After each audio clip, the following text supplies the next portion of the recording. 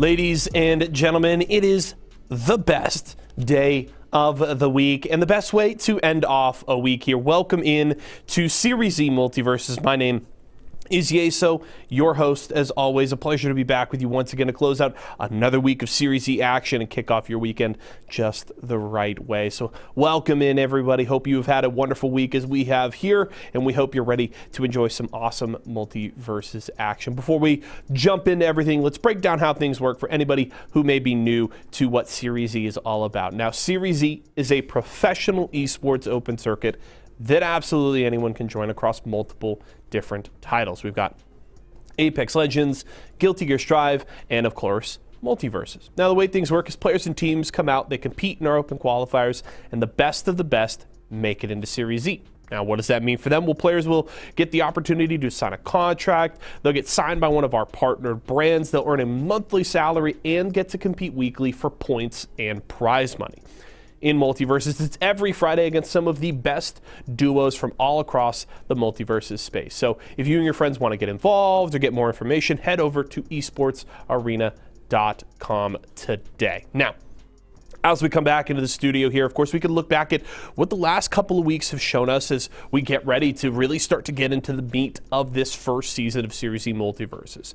Coming into the season, Mirrorman and Cosolix, very hyped up, and rightfully so, but did have some early struggles, but they have found their form here in 2023 in Series Z. They have won now back-to-back Series Z titles the last couple of weeks, and they're back once again here tonight looking to make it 3 in a row. The duo has looked their best so far this season, have been playing very dominant, and they look near unbeatable right now. The question is, can one of the other Series Z partner duos take them down this week, or maybe will one of the invited squads be able to do that themselves? Of course, plenty of very talented duos have been invited here into the bracket over the first part of the season. A lot of them have made their mark so far, but we'll have to see if somebody can take down Team Vitamin Water here today, because they are looking really damn good here in 2023. They have brought their best play to the table here in the new year, and it's been very exciting to get to watch them succeed as much as they have. But of course,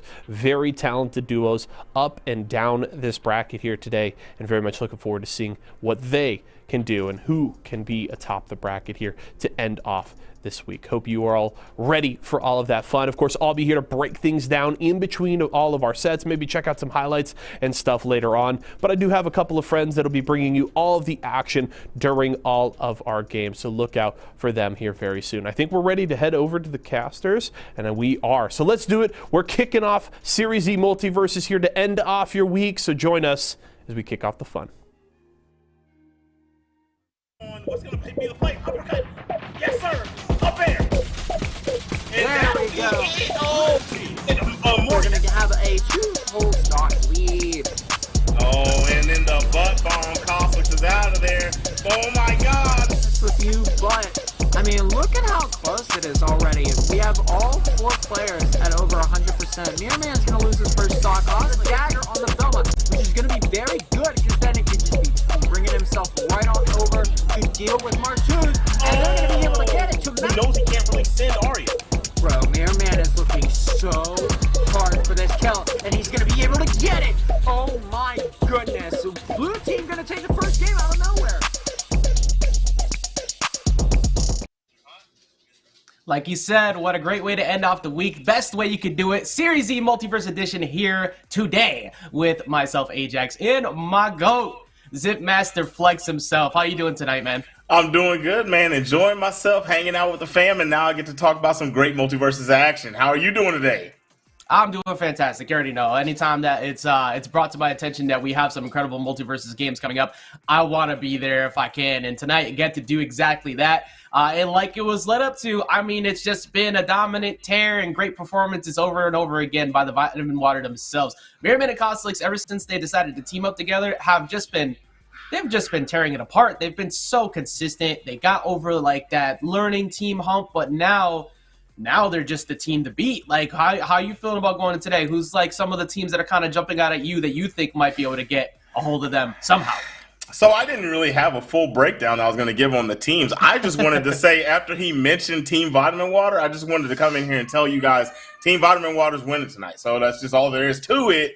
Mirrorman and Cosolix they're my team favorites, and I believe they're going to cook it up. And this is where you guys, as the players in the bracket, if you heard that you felt slighted, you got to show me. You understand what I'm saying? As you already know, here's the rules, the breakdowns of how everything is going to work. You have your stage list down there. Of course, Sky Arena also counts for flat as well as the platform, so you have the 5 stages to pick from.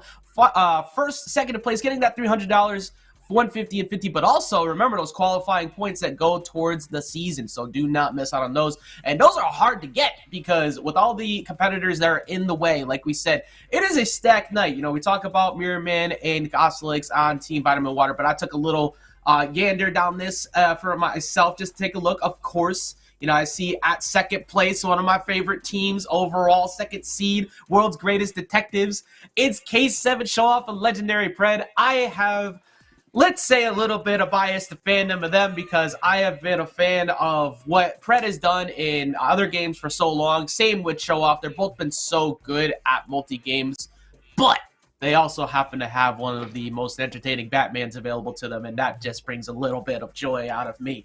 But also, besides that, you got Ross and Cinco, who are another one of my all-time favorite teams that you see in there. Martoons and Ramsss, they're just so strong, and it just keeps going and going from there, Zip. Actually, I just realized this kind of threw me off. I see Mep and Oopsitir, not Oopsitir Broskies. Broskies is actually on a different team. So that's unique because Oopsitir and Broskies are brothers. They perform very well together. But Mep is really good. Like, is that? Oh yeah. Usually analysis kind of kicks in here, but just the terms "really good" and statement is just how you describe Meph. And when you pair that up with one of the best Supermans and one of the best like altering character pools that Oopsitir has in the game, you're asking for success.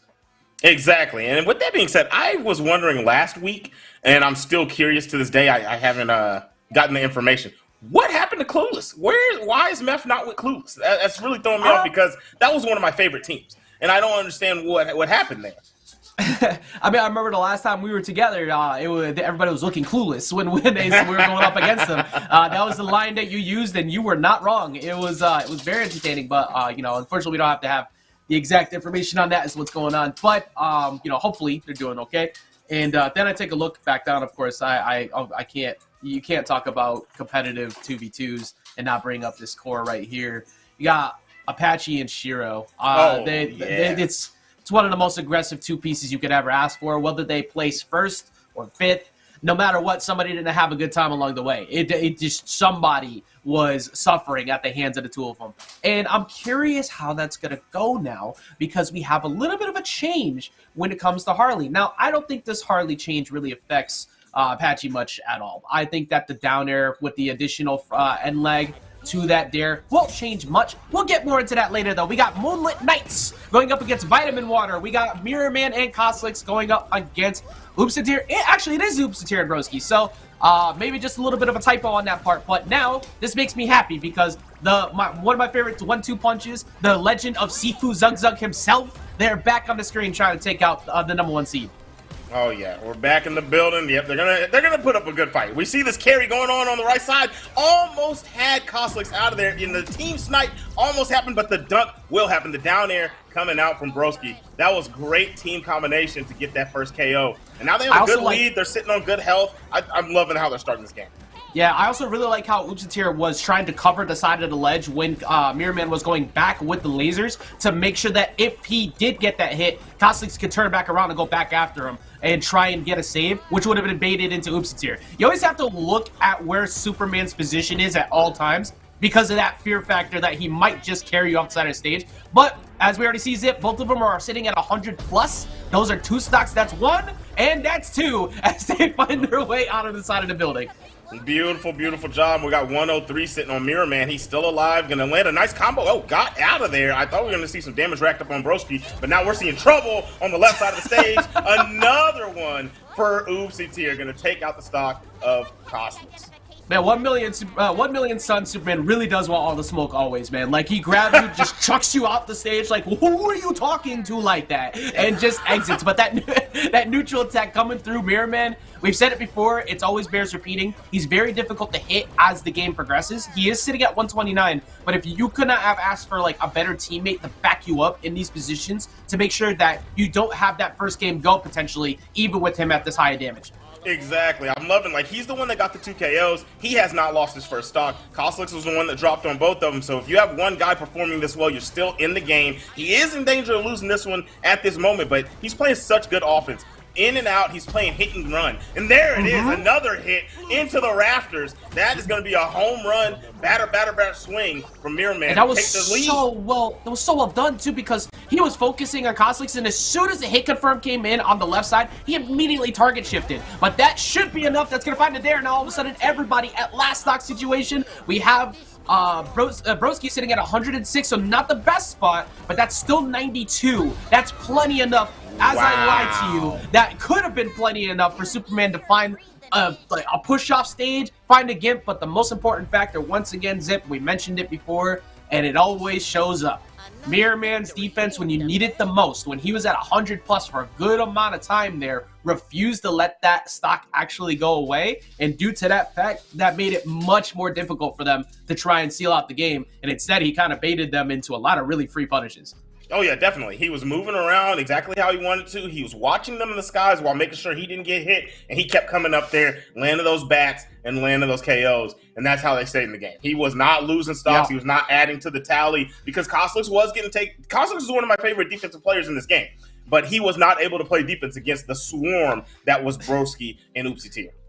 Like we said, man, look, you got to be as reliable as the vitamin water itself. You got to make sure that you're actually getting every single thing done. If you're tired, you're not feeling good enough, your teammate's going to come in the back and he's going to make sure that he has you prepared to succeed. It's actually crazy watching how often, no matter what, you think you have a W against them and then you just don't. But that's the fun part about the 2v2 format is that there's no over-dominating force. You can't just be the one carrying the team because of that shared stock gameplay. You have to make sure that you're both working well. Even if one person's in the back, like Cosolix, just making sure he supports Mirrorman. When he needed him most, Mirrorman got that support that he needed. And Broski's and Noobs here, they just weren't able to shut it down.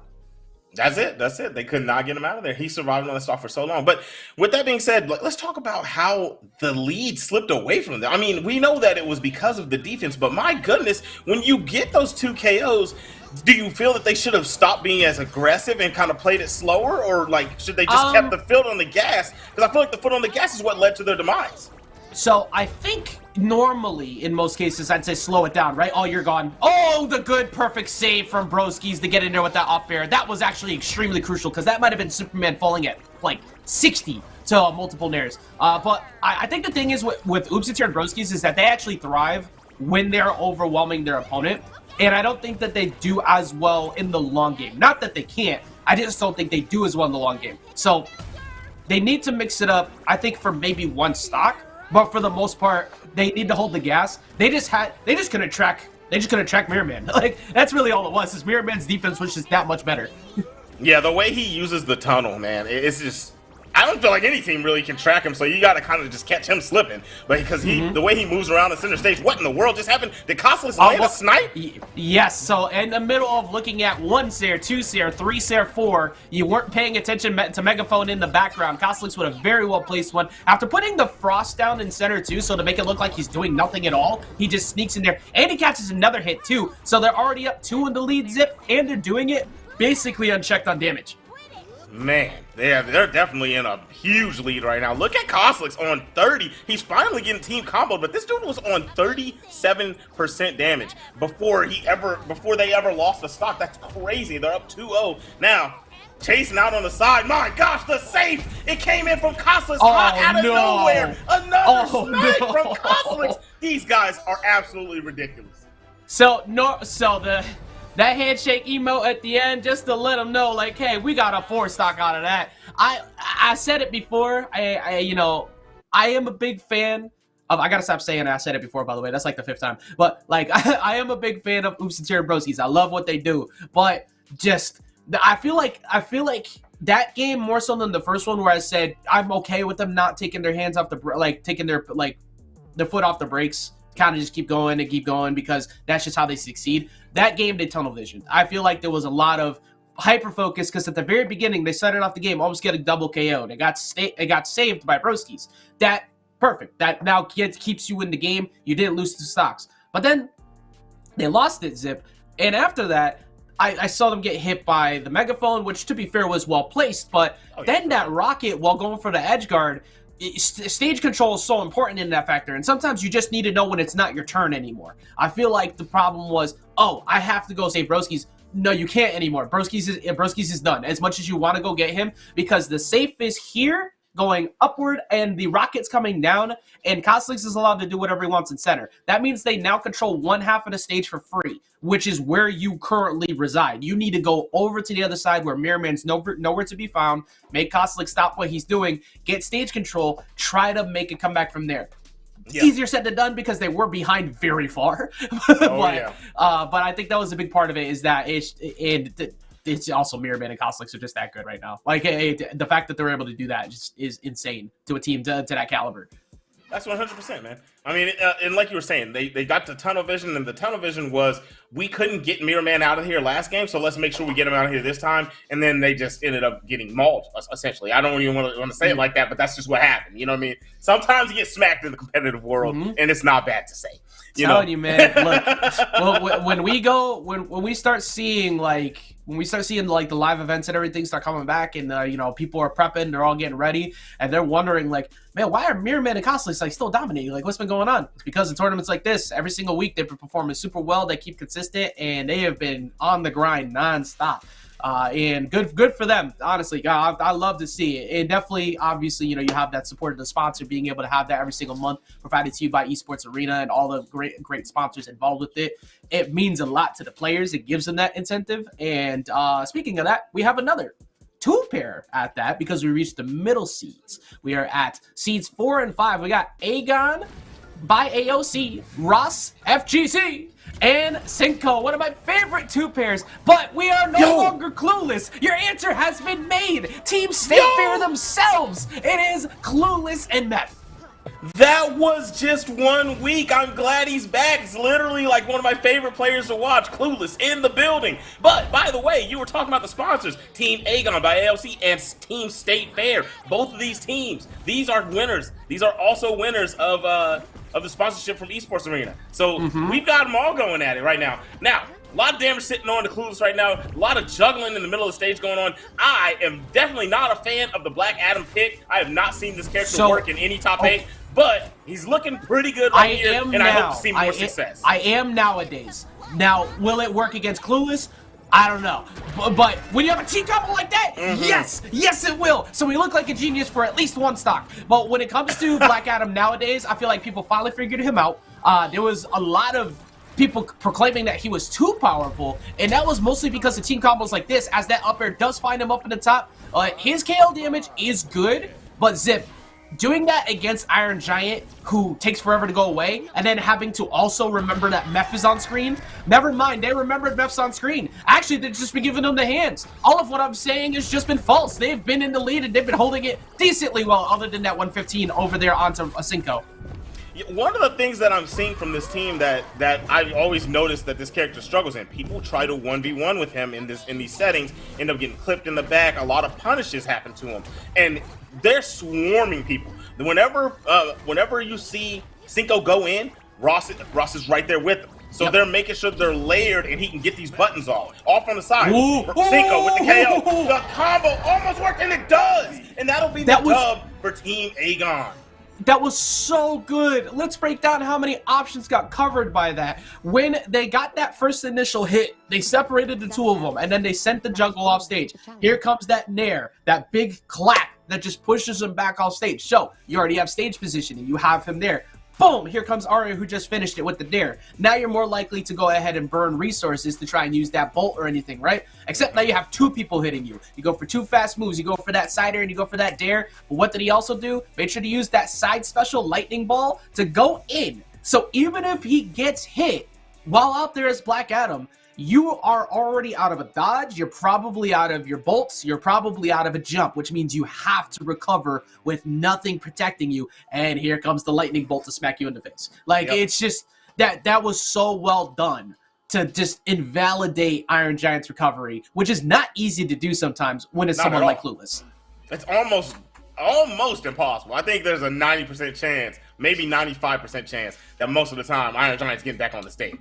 But like I was saying, you just broke down all the coverage. That's exactly what I was talking about. The way that they approached, Black Adam was able to do setups and then go for where he needs to be at, which is harder to do in 1v1 situations. But whenever he has his teammate like Cinco always covering the problem areas for him, it's just going to work out. So I'm liking what I see from him right now. I want to see if they can replicate it in game 2, but that was beautiful for game number 1. I think it could happen. And to be honest, like, at first, I remember when we first saw it, when Black Adam was the switch off of the Superman for Ross and Cinco, we were like, what are you doing? Like, your Superman and Arya has been what has always worked. And that day, it was what are you doing, because it did not work. But now they figured it out. Ross has really just cleaned everything up over the past month and change of utilizing this character. And stages like this, you think that full screen might help you, but look at how much stage control they have. He now operates as a zoner that allows you to force them to jump, and then once you're jumping in the air, you're dealing with Cinco, who's going to then line up that combo game. Team State Fair has to find a way ASAP to get those really early KOs we know Clueless for. Exactly. They've got to make sure Clueless is surviving the way the Iron Giant's supposed to, and they need to be able to get these KOs. They've had a lot of opportunities up in the skies. They've been winning the aerial exchanges a lot, but they're not getting those final hits to KO, and those missed opportunities. You know, I talk about it a lot in multiple games. I talk about timely KOs in platform fighters, and they're not getting those timely KOs. Exactly, because if you leave damage on the table against a good team, you're essentially throwing the game. That, however, was such a good snipe with that neutral B, and the neutral special with the lightning bolt there to pull him down. However, revenge mode is applied, so you have great health, you have 10,000 things in the way. This is the time where, remember what I said earlier, you have a turn. And sometimes you need to let the other person just have that turn. That is about 10 seconds of Iron Giant getting to do whatever he wants. Luckily for them, they didn't lose Cinco in the process on that. The zoning from Ross has been key right now. He saw him go into revenge mode and decided to stay away. He kept zoning. He caught the attack, but was not able to get the stock off. Okay, he ended up falling anyway, but I thought they was going to have him with that up air. Now, 155 sitting on Cinco. Wow! Gets caught by one of those projectiles, going to lose his. And now, got an even game, but 106 on the Ross. He is a heavy boy, but he can't be put into a bad situation. Don't want to hover above Iron Giant to get uppercut. Yeah, I was about to say, yeah, not even just the uppercut. You also have to worry about the fact that Velma up air can find a knockout pretty soon, too. It's not as weak as and what may be led to believe as a support character. But his usage of that neutral B, that lightning bolt, it's just been so good. I think I've seen him miss one. And another thing I've seen him do as he gets comboed to oblivion there was use that side special. However, that time zip, it did not help. That boy got pieced, creased, and deceased. That was ridiculous. But we're back here in neutral and a little bit of stomp. There's too much chaos here in the middle of the stage. A lot of damage. What? I don't even know what happened. Somebody got KO'd outside of that little bubble field. But that was ridiculous. Everybody was eating damage. Red team sitting on a lot. The kick down. That is definitely that injustice. That's his jump 3. Oh yeah! Oh no! Don't remind me of Black Adam and Injustice. As we get Clueless, who figured it out along the way. Emote's going out as well to get that second game there. Clueless really picked it up a ton. I'm still stuck on Peace, Greased, and Deceased, man. That sounds like an order from Popeyes that I got. And I mean, they definitely had that Popeye look. Because the way that they started, everything was going good, and then all of a sudden things started going bad. It's like, whoa, what do we do? I think a big part of that, of course, was I think Meph's ability to kind of break up combos grew as time went, because they started off the game with blue team running hot. There was just Ross and Cinco picking up where they left off in game 1. But once they got separated a ton and Meph was allowing Clueless to do what he does best and actually not get hit, that's when things started to derail quickly. They solved Black Adam, who was the one punching the ground and basically doing that charge bolt full screen plus on block 30% to 50% having injustice bolts, and you bringing pain back into my life. At least Black Adam doesn't have the dancing orbs around him again like Injustice 2, because that Actually, wait, could that be a signature perk? That'd be funny. That would be actually be mad cool, bro. Like, actually, he got those, wait up, and they don't do hit stun, right? They just put a little bit of damage on you. Beautiful. Hey, where's my DMs to Resliv right now? Hold up. Resliv. But as you were saying, though, in that game, it all became the anti-zoning, right? So, it went from the anti-zoning. You saw what Meth was doing. He's trying to zone. He's trying to do what he does with that character. And then you saw the anti-zoning coming in from Black Adam. And then he decided, Meth was like, you know what? Let's throw some of these with him. Just throw a little bit of these with him. And once the hands came out, bro, it was tough cookies for that team. Blue team could not recover. Now you got Iron Giant all over you, and then like you said, Velma's way stronger. I've been saying that. Velma's hands are way better than people give her credit for. They're always talking about the word really bubbles and the snipe. Nah, bro, like her side air is good, her down air is good, her up air is good. She's really good. That is actually so funny because you know that Velma isn't afraid to throw hands with a god. When Shaggy got powered up, you know full well she still hit him over the head with something. So like, she's like, I don't care what kind of powers you got, but that could be a bad spot. They got out of there. Oh my god, that could have been real bad here on Batcave. But they got away from Clueless. I do kind of like this counter pick, especially because now that the two Batmobiles are broken, I think that's what they were heavily looking for. This is a terrible stage for Iron Giant against combo characters because his entire game is just swing. Like, you can't play defensive here. Like, every time you play defense, Zip, you're always off stage, and that's pretty much it.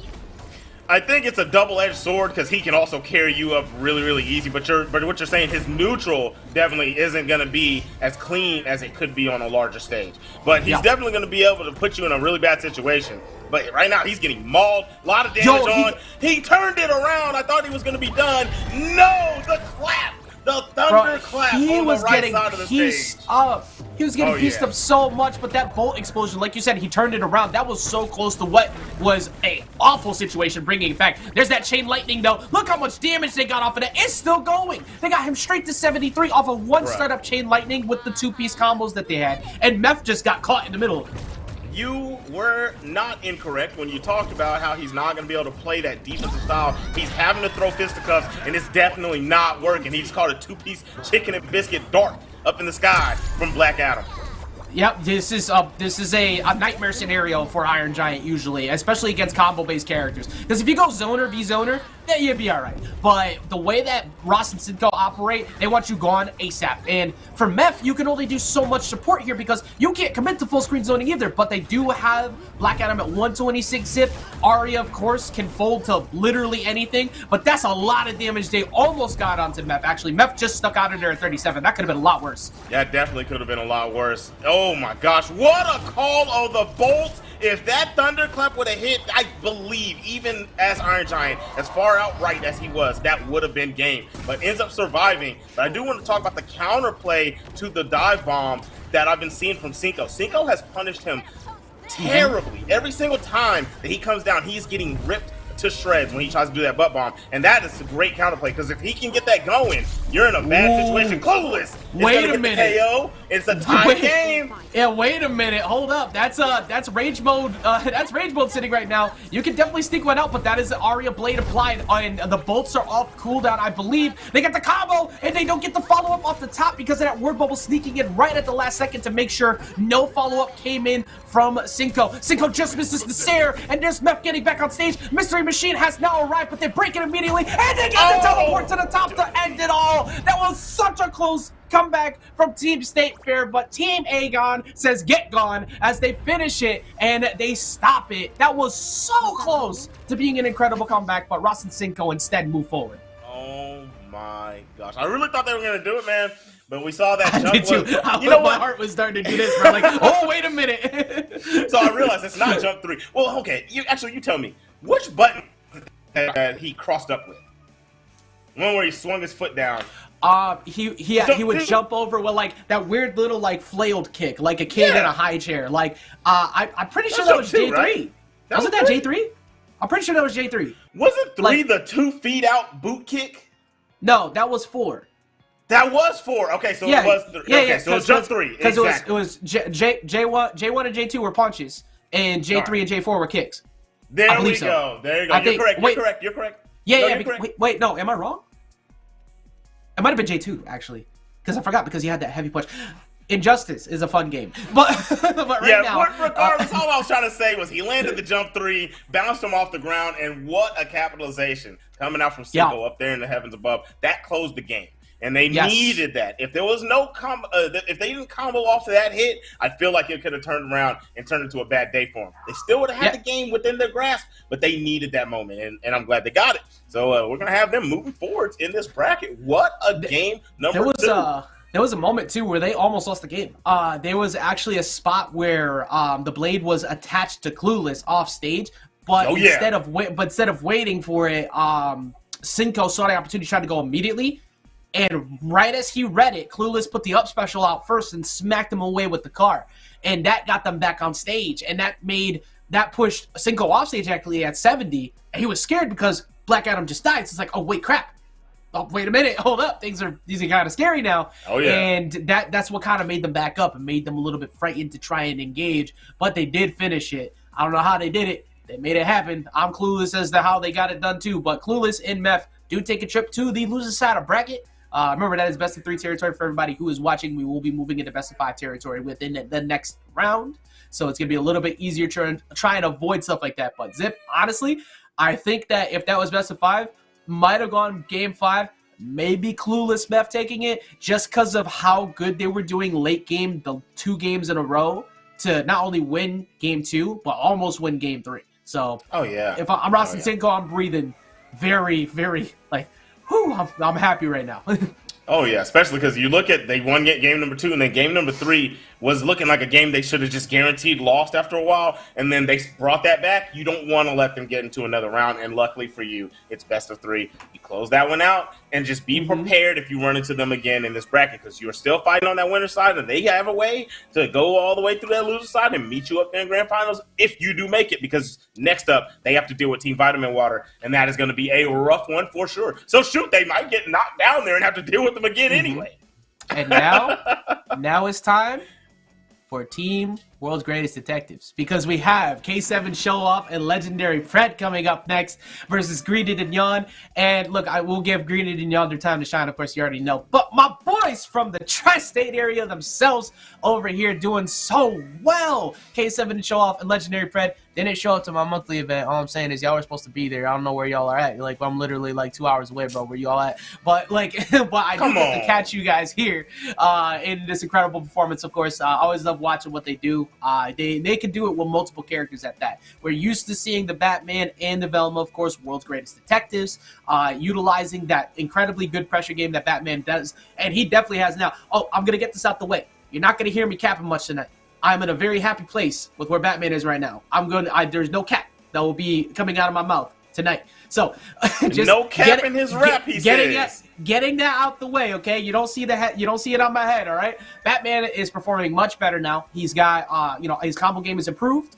They brought down the startup of battering a little bit, but it's not enough to say like, okay, I can't get out the disadvantage with it. But one thing it did help with is when someone's right next to Batman now, and you already were swinging, you're probably going to hit Batman before he gets the batarang out now because of that extra 5 frames. So that does help in terms of intense air-to-air situations, which was definitely needed. It was a bit too strong while his ground game lacked in the last one. Now his ground game's back, while his aerial game is more natural. That being said, punish game, still absurd because of how good K7 Showoff is with lining up along with Pred. How many times have we seen Pred sneak right underneath everybody, paying too much attention to Showoff, sneaking it up there, and then someone dies? Like, it happens all the time. So I have no idea how Greedy and Yard are going to slow it down, but I'm very much looking forward to seeing how they do, because this is a really strong offensive two-piece.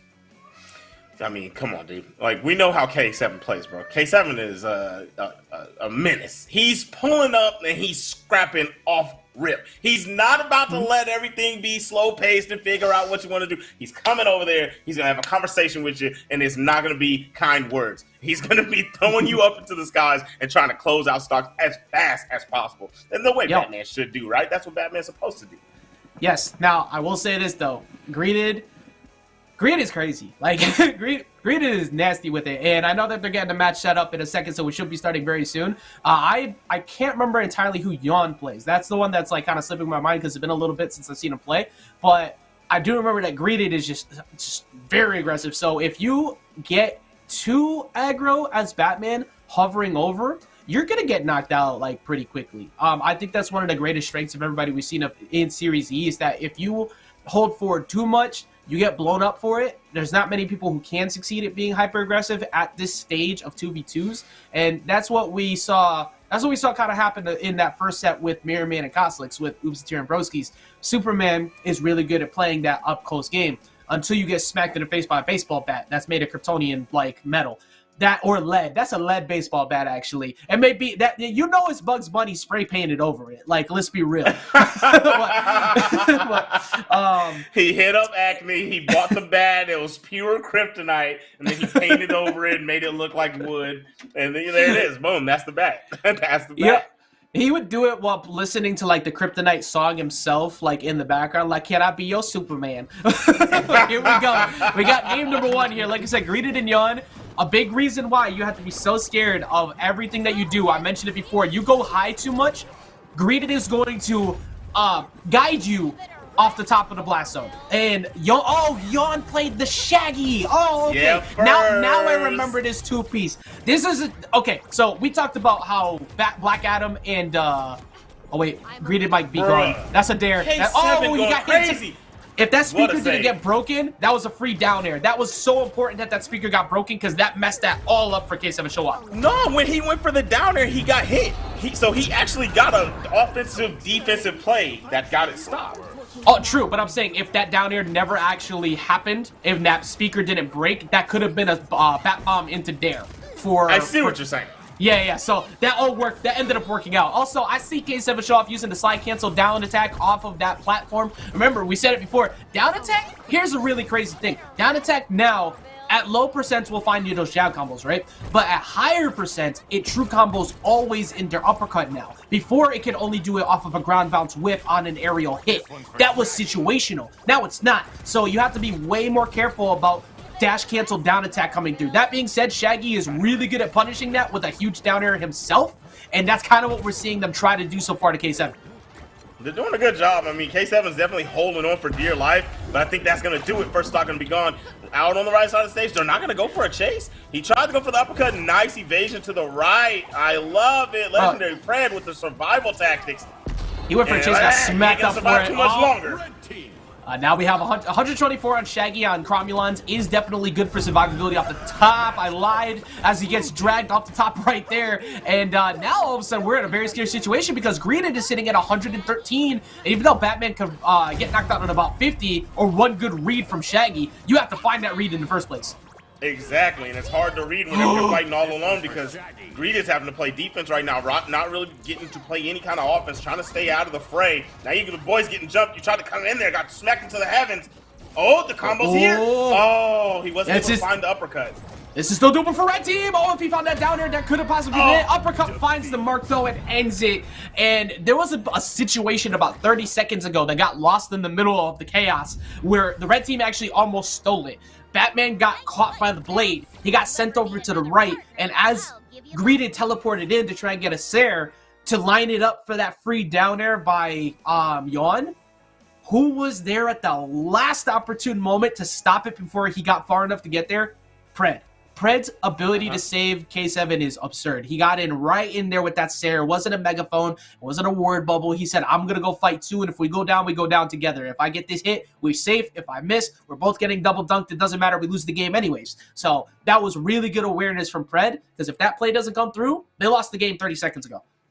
Agreed. They lost the game right there, and then also Red Team at the end kind of put themselves in a bad situation. They're trying to come over the top and get Batman over the top, and you know he's gonna uppercut. He has both his specials left. He's not even like really over the side of the stage right now. He got saved, so he's kind of like, you know what I mean? Stage is right here, and this is the plat. He's like right over it. Oh damn, wait, wrong way. This way. He's like right over it. So he tried to, and then he caught the uppercut. I mean, he whiffed uppercut number one, turned around, stopped, get from over the top of my head. Here's the next one, and he landed it, and that's gonna be the game. I will say I do understand the logic of Shaggy always looking for it, because he was always sneaking right underneath to get around them and get those reversal uppercuts. But I unfortunately myself have been on the receiving end many times to Shaggy hitting me at like 20 anywhere near the top of the blast zone as Batman.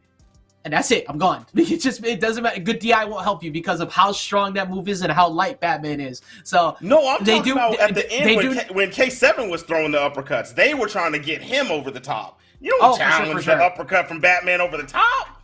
It's like you get punch the mess out of you.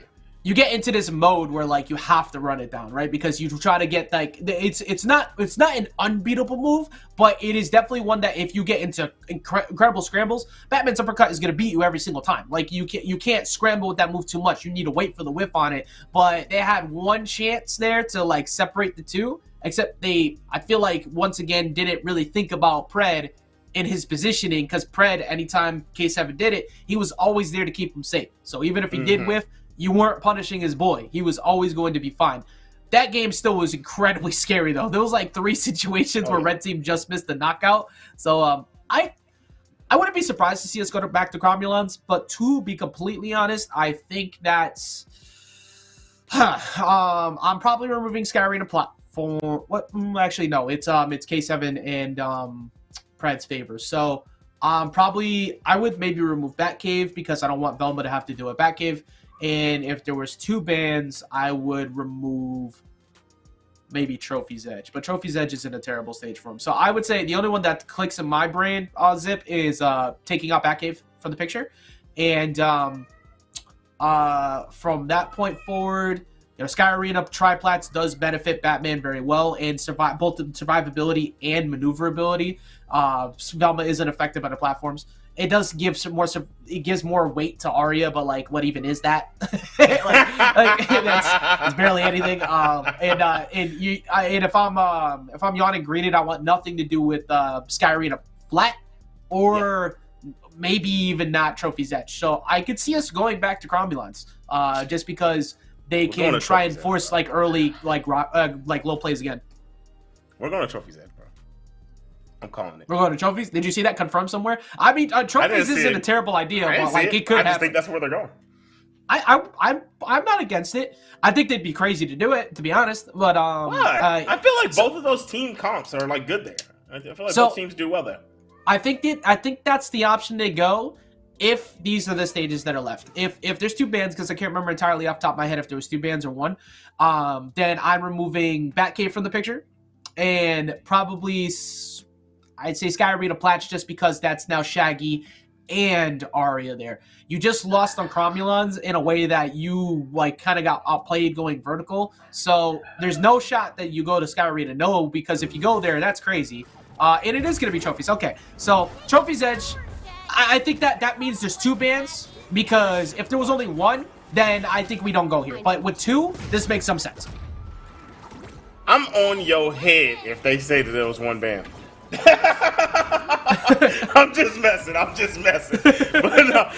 I gotta take a look at the graphic again after, because I can't remember off the top of my head. Somebody else should let me know that in the chat. But I'm also curious. Somebody should let y'all know that he's getting smacked off. Oh my god! He was at 100 damage. I'm talking instantly, bro.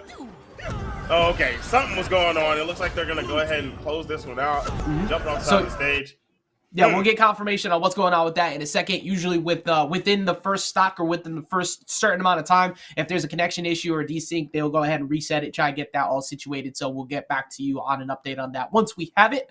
Also, now that we're at this point, I was actually curious about this and what they'll do for the next season for Series E. We have some more viable stage options now. There are actually new options that have arrived. Now, there's the questionable options, and then there's the one that I think just makes a lot of sense. We'll start with the one that makes sense the most. New Tree Fort. Tree Fort, one plat. No 2 plats, 1 plat, where it's just longer version of the 1v1. That stage is phenomenal. Like that is a really good stage. It's 2 platforms on the side. There's a lot of room in the middle. The houses, they get broken, but it's nothing insane. I think that's an incredible stage that should probably find its way into 2v2 rule set standard pretty soon. That's just my opinion. Of course, you don't change mid-season, so we're not going to change that yet. But we're going to go ahead and throw to Yeso while we wait for them to get this all figured out, and then we'll come back to the stage conversation afterwards. Shout out to Ajax and ZipMasterFlex there, holding it down. A little bit of a trouble with the lobby, trying to get that sorted out. We'll give them a little bit of a breather. I'll take over. We just take a quick look at what we've seen so far and what we're looking forward to here in the bracket so far. We're halfway through that winners round one, and actually getting through the last set because one set did happen off stream. So, of course, we kicked it off. Mirrorman and Cosolix starting strong, and that's been the biggest signifier of their adjustment and the success that they've been having so far this season. It's just really strong starts. The last 3 weeks now, I believe they've 2-0'd all of those sets, and they get another one here today, of course, up against the Moonlit Knight duo. Really good start from them. That's the kind of start that they need to have if they want to keep this run going, if they want to hit that three-peat here today. So really good start from them. Then we see the two Series E duos duking it out. Aegon by AOC up against State Fair in a really tight set here, going the full 3 games. Really tight battle at the end of that third game as well, with both teams at 3 stocks. And ultimately, Clueless on the Iron Man, very, very high damage on him, and was doing a good job avoiding a lot of attacks from the other side, but just wasn't quite able to stay safe enough there from Team Aegon, and does end up going down. They clean up that third game. They take the win. They move on. They will be matched up against Team Vitamin Water, so that Vitamin Water Aegon by AOC matchup will be one of our sets in those winter semifinals, and should be a pretty good one. RossFGC go. I mean, really, we have 4 really talented duos signed in Series E MultiVersus, and they've all traded sets back and forth so far this season, so it's made things very interesting. But of course, we've seen Vitamin Water come to the success here in the new year. Now the question will be, who's going to be that first team to really knock them off? And there's a big opportunity there for Team Aegon by AOC, so keep an eye out for that.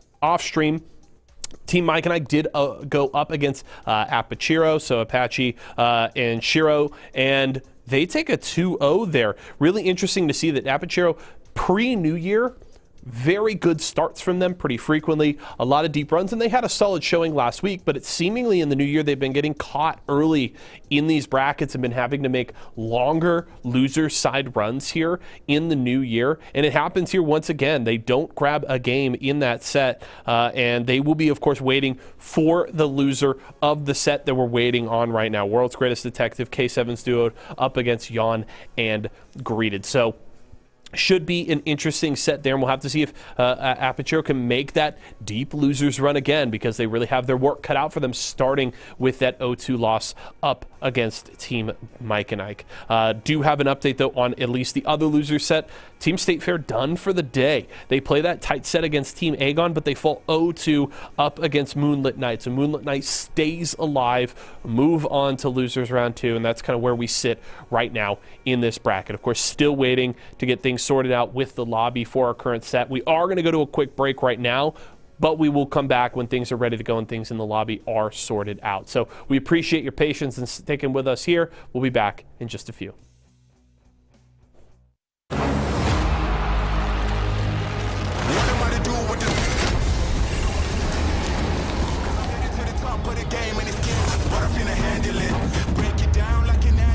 I be loading up, they wanna package this. Pray for peace, pacifist, I'm never old enough to give a promise.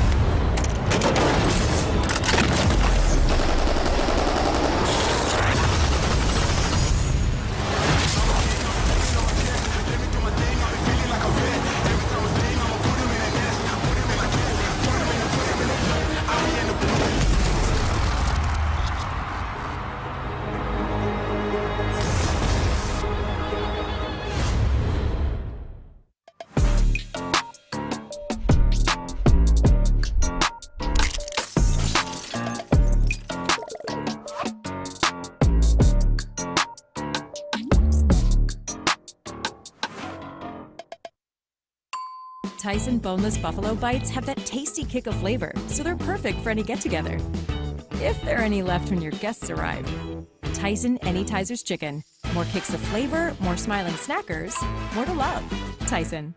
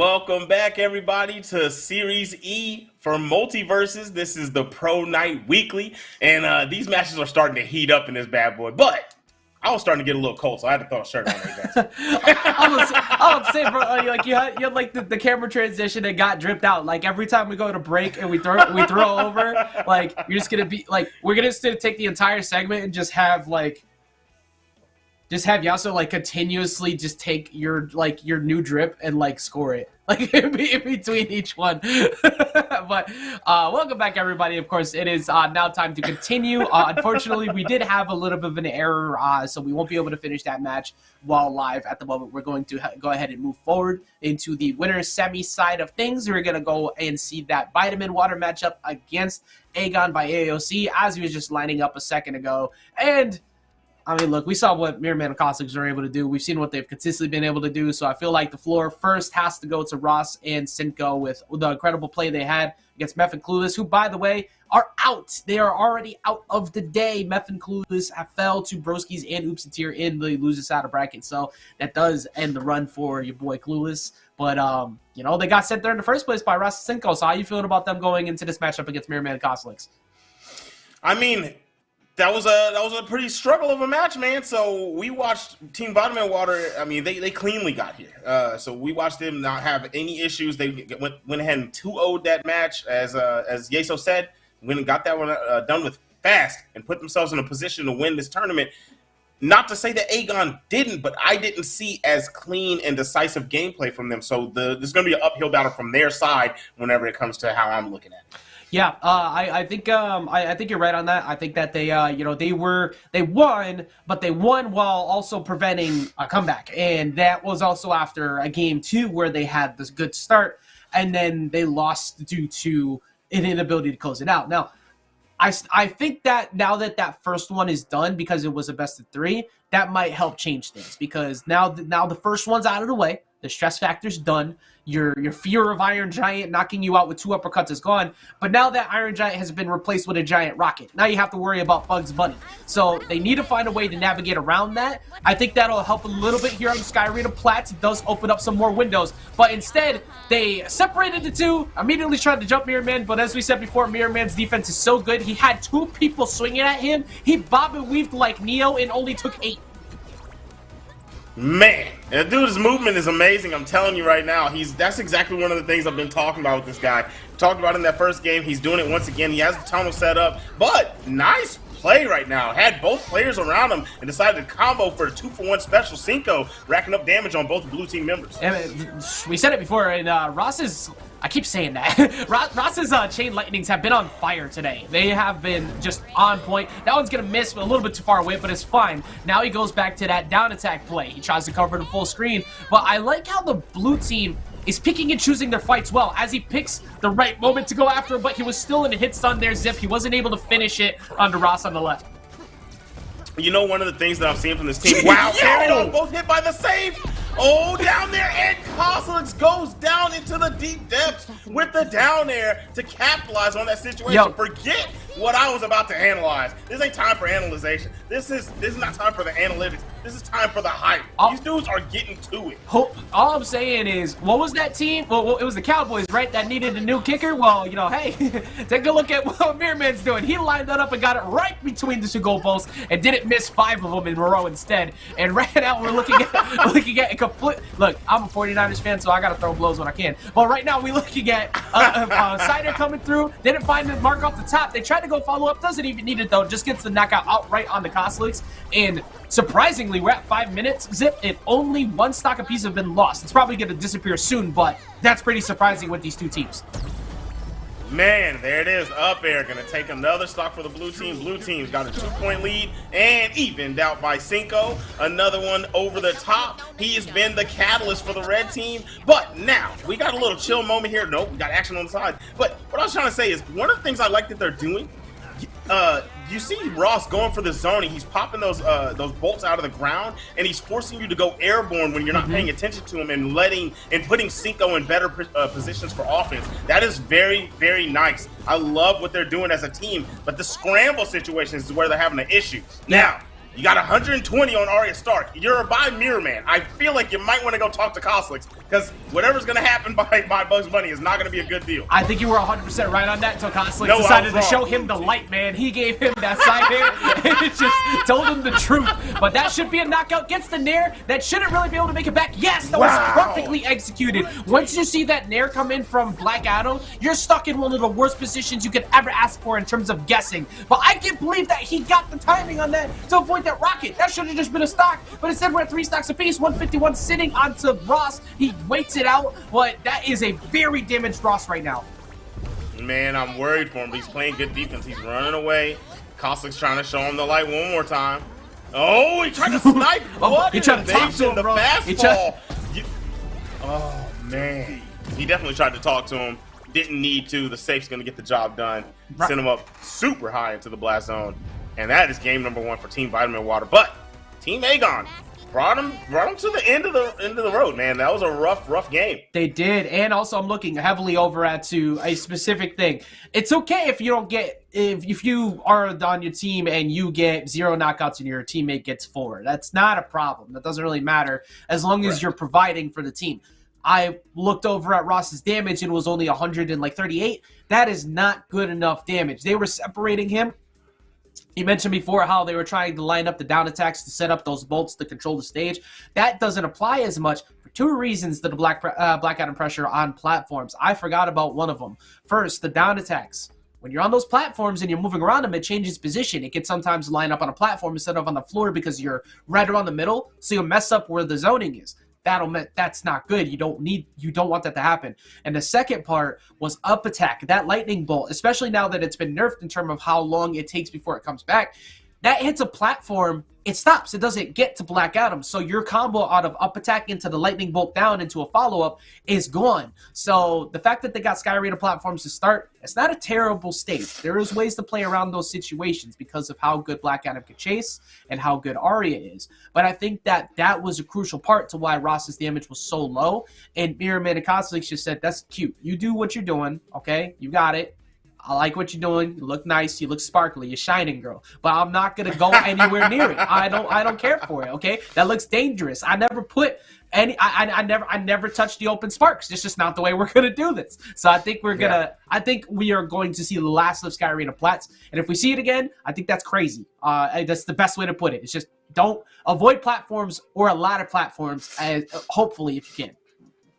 Yeah, that's what just majority of zoning characters in this game, right? Velma is like in a league of her own. Yeah, she's like an exception to the rule, like which is like a pretty good rule for the rest, but she's that exception. So She doesn't have to deal with it, but most characters end up in this struggle. I mean, I'm a Rain Dog player. I tell you about this, and he definitely has a problem when it comes to these platforms. His projectiles are going to bounce over the top. You're trying to set up the little down fireball and get your fire up so you can get the damage over time, but you end up hitting a platform. It's not going to go where you want. A lot of different factors. It's going to make it a rough time. So if they end up getting platforms again, man, it's going to be a hard game. They can still do it. They were right there in that one. They needed one more KO, but there was just so much damage on the Ross. But otherwise, just go somewhere wide open, man. That's actually, you know what? I just remembered something too. They did have that really good play on the Cosolix that got them the knockout at 66. So that damage factor actually maybe not playing in as much, because to give credit where credit is due on that play only happens because Ross found the nair afterwards. This is exactly what I was expecting, to be honest. I'm actually kind of surprised that Team Vitamin Water was okay with it, but at the same time, you got Mirrorman, so Mirrorman's Bugs Bunny, when the center is gone, takes away the weakness of Velma on this stage. Velma normally can't get away from anybody, but once he does that tunnel right there, all of a sudden Cosolix can play the game, which is so much better because now you can afford to actually fight Team Red here. I gotta say, man, am I like the only person that think Velma has great movement and is really good in the air? Like, I feel like everyone I cast with says that Velma like a can't get away from one people. On that one. That's crazy. No, I feel like Velma's always survived forever because she's hard to get to. I think she's hard to hit and hard to get to. So if we're talking actual character, then like technically no, but in terms of, I think it's the player's skill. I think that players have been playing Velma for so long that they just have good disadvantage now because her mobility in the air is actually like, it's all right. It's not great, but it's all right. But it's enough if you're smart, to use active hitboxes to get away from people. And that's what I think they do so well. And there comes that chain lightning, but that actually didn't even matter. And to make matters worse, not only did he not save Cinco, but then the Nasair just gets the KO by itself on the side. Exactly. I don't even understand why he went that far. I feel like that shouldn't have been enough, but that'll be enough from Cinco. Gonna get one stock off, 117 sitting on Mirrorman, but we already know that dude is hard to touch, and he's still being aggressive. Nice call of the Rocket to get back out there. That's so unfortunate for them that Sarah was on attack decay. That was like one of the few, like if you needed something to work, you needed that. That's because now look at how much he just avoided. He avoided up air, fell down, avoided down attack, avoided the cross up down attack again, and then got away from the dare. Like those 4 moves with 2 resources, and he got away from all of them. Like, just Mirrorman's presence is ridiculous, as he almost gets Arya at 77, but he sneaks right underneath with the tunnel rocket, and now they're up 3-1. I don't know if he did that on purpose or if he That was was just 100% going in on the ground purpose. and calling. Absolutely on purpose. Bro, like, but he comboed off of the side air from Cosolix. How could he react? That was crazy. It's just that presence, man. We mentioned it earlier. Like, these two have really just... They're just the dominant force now. They took a while to get used to like each other for a bit, but now Mirrorman and Cosolix are just the team. They are the team to beat right now, as they are the team who continues to beat everyone else down as Team Vitamin Water moves up 2-0 in the set here over Team Aegon by AOC. That's just crazy. Like, what do you do?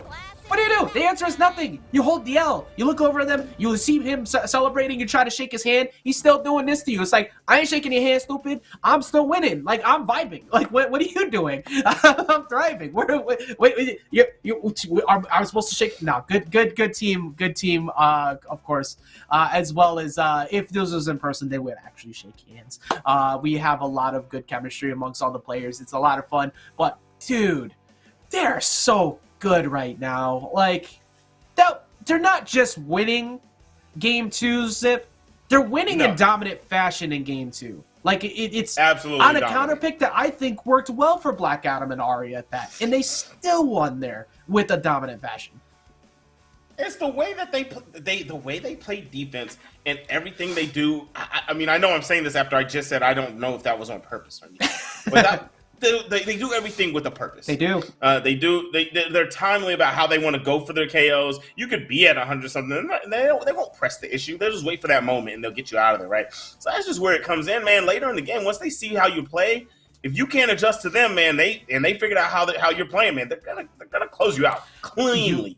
But I do want to say, you're talking about the Bugs Bunny hitting them with some of this. I like the toxicity whenever people pop off and get a little disrespectful. Look. Okay. So if somebody was on the stage and a dude went for the handshake and dude hit him with the and then hit him with this one to the crowd, bro. You know how crazy I'm going? You know who would do that? Positive. Hashtag change the narrative over here. True, by the way. Okay, just true. Okay, for one, we have too much negativity on Twitter and people get rewarded for it. I'm trying to reward some positivity for a change. I feel that. Only to a degree. I like it in a competitive fashion. I don't like true toxicity. True enough. Because what I was going to say was, like, for one, I know somebody who definitely would do that. And that's one of our colleagues, Coostix. He would 100% up on the stage, just do that. He wouldn't care. He's done it before. He's taken the mic last year at Combo Breaker and just turned around to everybody and said, "That's your man? That's your man? Who else you got?" Like, I love it. And it's all in the name of great competition too. It's a lot of fun. Exactly. That's like what we grew up with too. So like, it's at the end of the day, you leave it within the game. That's what matters the most. You keep drama and personal beef and anything like that. That doesn't find its way into these games. What we care about is that you have fun, and if you get freed up, free them up back. And if you get freed up twice, we're gonna clown on you for a week because you got freed up twice. That's on you. That's a skill issue. You got to fix that. But otherwise, and it's gonna be a long time before you can say something. Yep. You take 2 tournament L's against somebody, you might as well hang it up, bro. You can't say nothing. They better not catch you talking something to somebody else. You just hang it up. You know the ones that make me laugh the most is when I see people be posting for whatever bracket. It doesn't matter whether it be Smash, Multi, Guilty, whatever, and they'll put up like the screenshot from their Start GG history of like, hey, take a look at this. nobody beats me 37 times in a row. It's like, yeah, they did. It's like they beat you 36 times in a row. What makes you think they ain't gonna beat you the 37th time in a row? What you mean? Right. It's actually hilarious. But right now we have the other half of Winter Semis. I didn't realize we were going into it. We have World's Greatest Detectives versus Team Mike and Ike here with the Batman and the Velma, of course. K7 Show Off and Velma piloted by legendary Fred doing so well. But Team Mike and Ike, Martoons and Rams, we talk about consistent two-piece scores. Bro, that's your boy. That's your boy. I was about to hype up how we could talk about consistent teams, and you just watch them get bodied. Go help him. Help.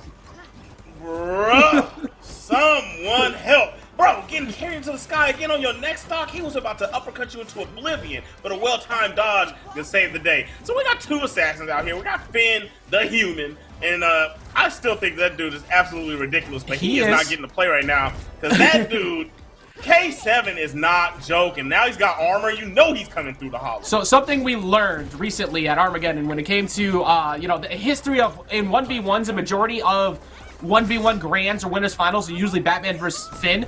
For some reason, these two have the greatest beef in the history of these shows. Like, it's like, do you have parents? No. Do you have parents? No. Is your mom named Martha? No. Well, wait, what do you mean no? Now we squaring up. Like, it's ridiculous. It doesn't make any sense. But one thing that does make a lot of sense, though, is the incredibly big lead that the blue team has so far. Because look at what they've done, Zip. They've kept them apart. Jeez. Like, we already know Finn can't keep a girlfriend canonically anyways, but, like, he is having a real hard time trying to go and talk to Arya. He cannot get anywhere near helping her, but that special does finally find its mark as they at least get one on the board. Isn't it crazy how Bubblegum sticks to you and he can't stick around the Princess Bubblegum? Like, she's not having it. Yeah, like, look. Like, all I'm saying is Finn has held a lot of L's in his time. So, and right now, as he holds another one with that uppercut, and at least one thing he did get the kiss was the fist on Batman's, and he hasn't been able to really do much. So far, I don't mean to keep cooking Martoons and Rams because they are incredibly strong, but so far, they haven't.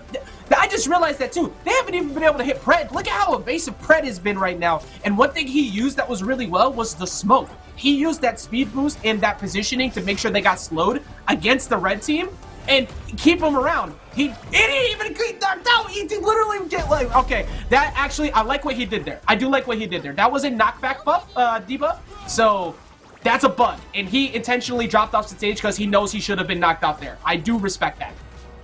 You know what? That's smart.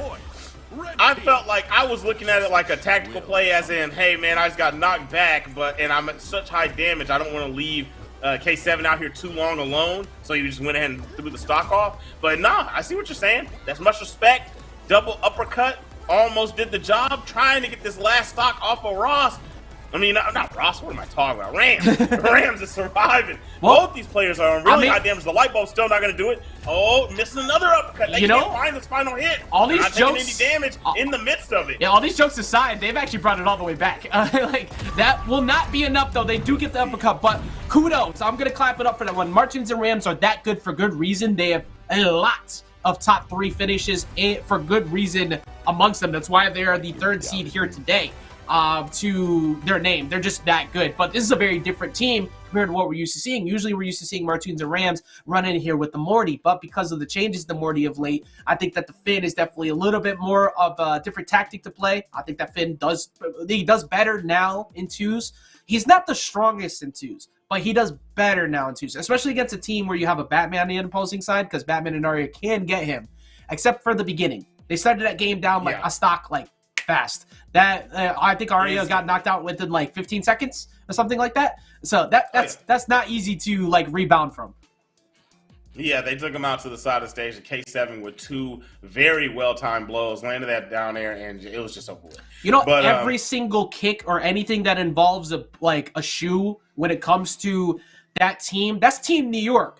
That's Batman rocking Tim's, bro. You know, all of his kick moves are going to get powered up. Like, it's a natural buff. So you can't be anywhere near them. It's a bad time for you. You can't have it. But I wish that my Tims are over there. I should have picked one up and just, like, did it for the bit. But unfortunately, I wasn't prepared. I was not prepared for prop comedy tonight. Damn it. But it's okay. Still. So check me out. Gotham Batman, he will wear Tims. Justice League Batman, he's not wearing Tims because that's a whack character. Huh? Who said that? Okay, but Justice League Batman, like what? Like, okay, look, all right. But okay, but all right, but wait a minute. Now you're right though. This man folded when Wonder Woman was like, "Hey, how you doing?" He's like, "I'm gloomy." Man, what are you doing? That's Diana. So mad I smacked my own headphones on my ears. Anyways, though, one thing that they don't do normally is fold as this team. Seed number 2 here performing well for good reason. They, of course, want to make sure that they get access to that sponsorship and that money if they can, and they are doing well at that. They're sitting here at number 2 seed for and one of the few teams that I'm going to say, I'll say it this way, I think could perform well against Mirrorman and Cosolix. Now, obviously, I have some bias to both teams. I'm a big fan of both teams a lot, but I think Mirrorman and Cosolix is just so good right now. Now, however, this still means you have to get through Martoons and Rams. I don't think that what happened that first game is going to happen again. They brought it all the way back, Sid. Like, they were behind far, and they brought it all the way back. So I think that Martoons and Rams, I feel much better for them going in. I feel more comfortable at least being like in their position going into game 2. Don't one of them have a pocket Shaggy? Am I tripping? I don't believe so. I think I've only ever seen Rams really play Arya, and Martoons was just pretty much only playing Morty. But I wouldn't be surprised, to be honest, because they're both really good. So that I, however, don't think picking Batman, counterpicking Shaggy into Batman is a good idea.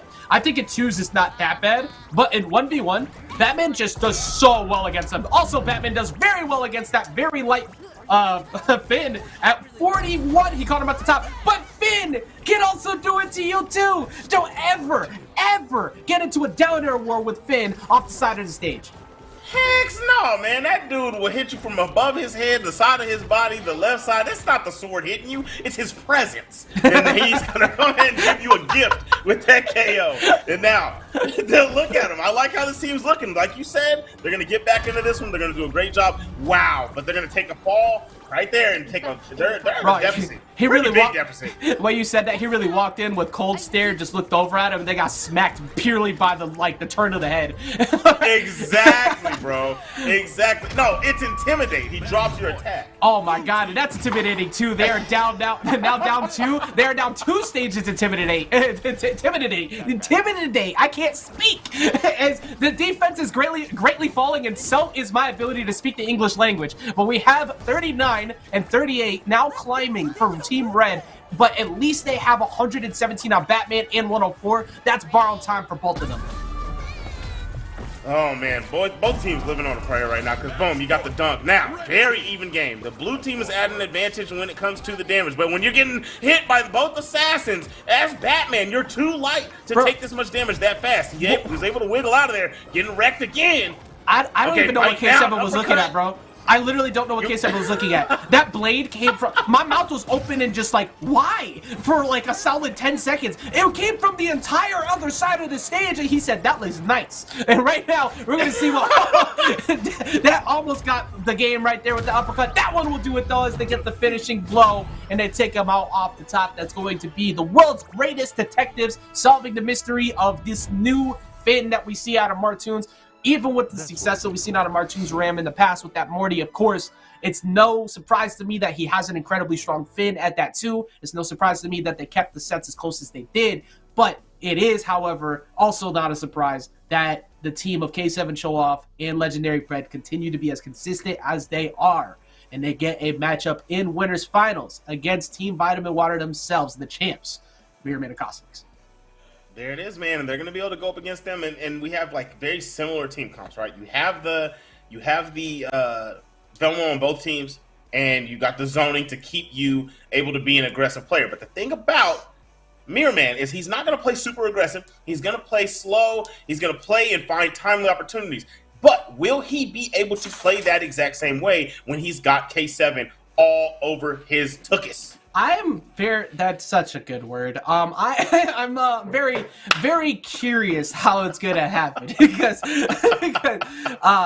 look, man, I was saying cakes, yams, and such lately, but you just said tukus. I haven't heard tukus. Man, we back in the we jumping back. We're really showing our age right now, but that's a good word. I was about to say keister, and then I switched to tukus last second. I would if you said keister, I would have.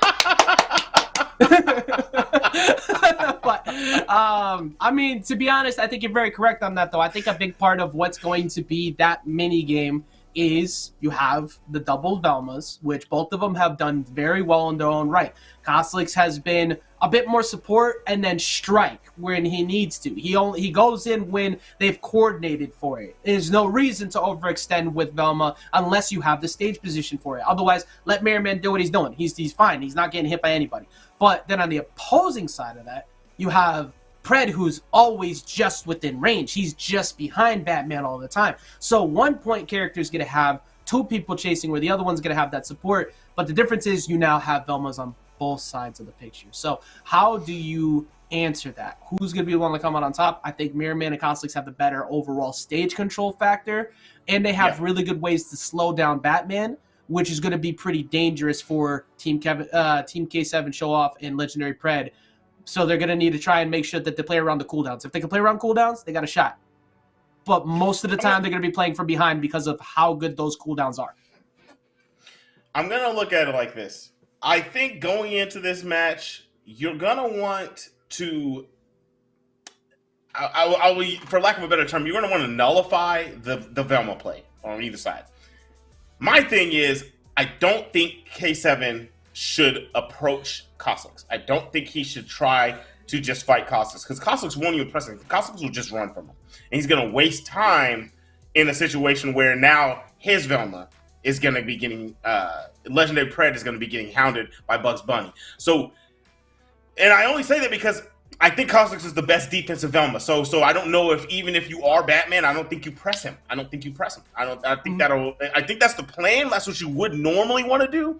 But with this team, I don't think you do it. So I think that you find a way to jump Mirrorman and timely throw your batarangs over at Cosolix and try to just disrupt him while you fight Mirrorman. That's what I'm looking at. I think you're definitely on point with saying that Cosolix is definitely the best defensive Velma at this current stage as we get into this first game here. And he's shown it. He's proven it. His survival rates go up higher because he is, for one, kind of allowed to watch as everybody tries to chase down Mirrorman. But even in that position right there, Mirrorman did take 40. Most people would have possibly reset to neutral. No, Mirrorman decided to fight right back because he knows that Cosolix is there to support. It allows him to go forward, and he's barely been engaged with so far. And once they did decide to finally go after him right there, they did end up walking away with 55. But for a second, they actually got hit entirely for just trying to swing at him. I like it. You're correct. Wow! He made him think about it. He had an idea with the light bulb and sent him up to the heavens. I actually didn't believe that was going to KO because it was like midway to the sky, like midway to the blast zone. I can't believe it actually KO'd. And now you have the blue team. Team Vitamin Water takes the lead to start this one off. I love what the red team did to kick it off, though. They did exactly what we were talking about, and they jumped Mirrorman. And he only, like you said, he only took 40, but they went with that option, and then all of a sudden, once it started getting bounced around a little bit, trying to fight both players, that's when you get caught slipping. Got caught slipping again. K7 Show Off on the prowl, lands the uppercut, and that's going to be stock number 1 off of the blue team. Now, we'll say, I can't even say it. I can't even say it. I'm not allowed to say it. Blue team didn't even let the words come out of my mouth. I was going to say that K7 Show Off and Pred, one thing they have going well for them was that Pred's defense was on point. He was sitting at 88 for a good while. He was refusing to get hit, but instead, they not only get 1, but they got 2 out of it. This could be huge, though. Can they find a downer? No, he gets the Sair. In the middle of all that, they do find one over to Cosolix. Can they find a downer? Can they get Mirrorman somehow? Mirrorman in the middle of 27 bodies flying at him, all different directions, if he still gets back on stage. Bruh, that character's already hard to KO, and then you're talking about Mirrorman, dude. I'm not even surprised. I mean, it's like, it was a situation where he should have been gone, but he's just too good, and too good at the up air situations, capitalizing in the sky, taking the dub for Team Vitamin Water. These guys are absolute nonsense. I can't even. Like, what do you do when all logic just goes out the window. Because in that position on the left side of the stage, 95% of the MultiVersus player base lost their stock 3 times over. It was a Batman dive kick, and then it was a battering coverage, and then here comes Pred with the dare. He dodged that. What did he do? He get hit off the wall after that, so he stalled with an up special without Rocket in the same position instead of drifting in. But what got covered by that? Down air, which pushed him away. But he didn't get hit by the hard hit, so he jumps over. He gets hit by a side air, gets pushed into stage, and what's the follow-up after that? He's all the way at the bottom, 3 double down airs from them, and he still got away. How do you do that? It doesn't make sense. It literally doesn't make sense. Somehow making them drop a guaranteed win position for a 17 damage knockout, and he got back on the stage after all that with only 52 damage. You are literally built different. That will make you second guess anything you do as a team when you can't find a free 2 play like that and you can't knock them out. I'm looking at you, Zip, like, bro, I don't even know, man. I don't know. I don't know. You down there earlier, I guess. Like, I down there earlier. I don't know. Like, what do we do? So the answer is nothing. The answer is we do nothing. We suck. We can't get them. we can't hit them. That's crazy. Yo. That's crazy. Like, I can't. Bro, it's like the old Kanye and Kobe commercial, right? They're like, I down dared him 6 times and he still survived. What more do you want from me? And then the Kobe comes in, more down airs. I don't know, man. I don't know. But one thing for sure, though, is there's a good reason why, again, Mirrorman and Cosolix are sitting as consistent as they are. Even with the great defense of what Mirrorman I don't know why I keep picking this pen up.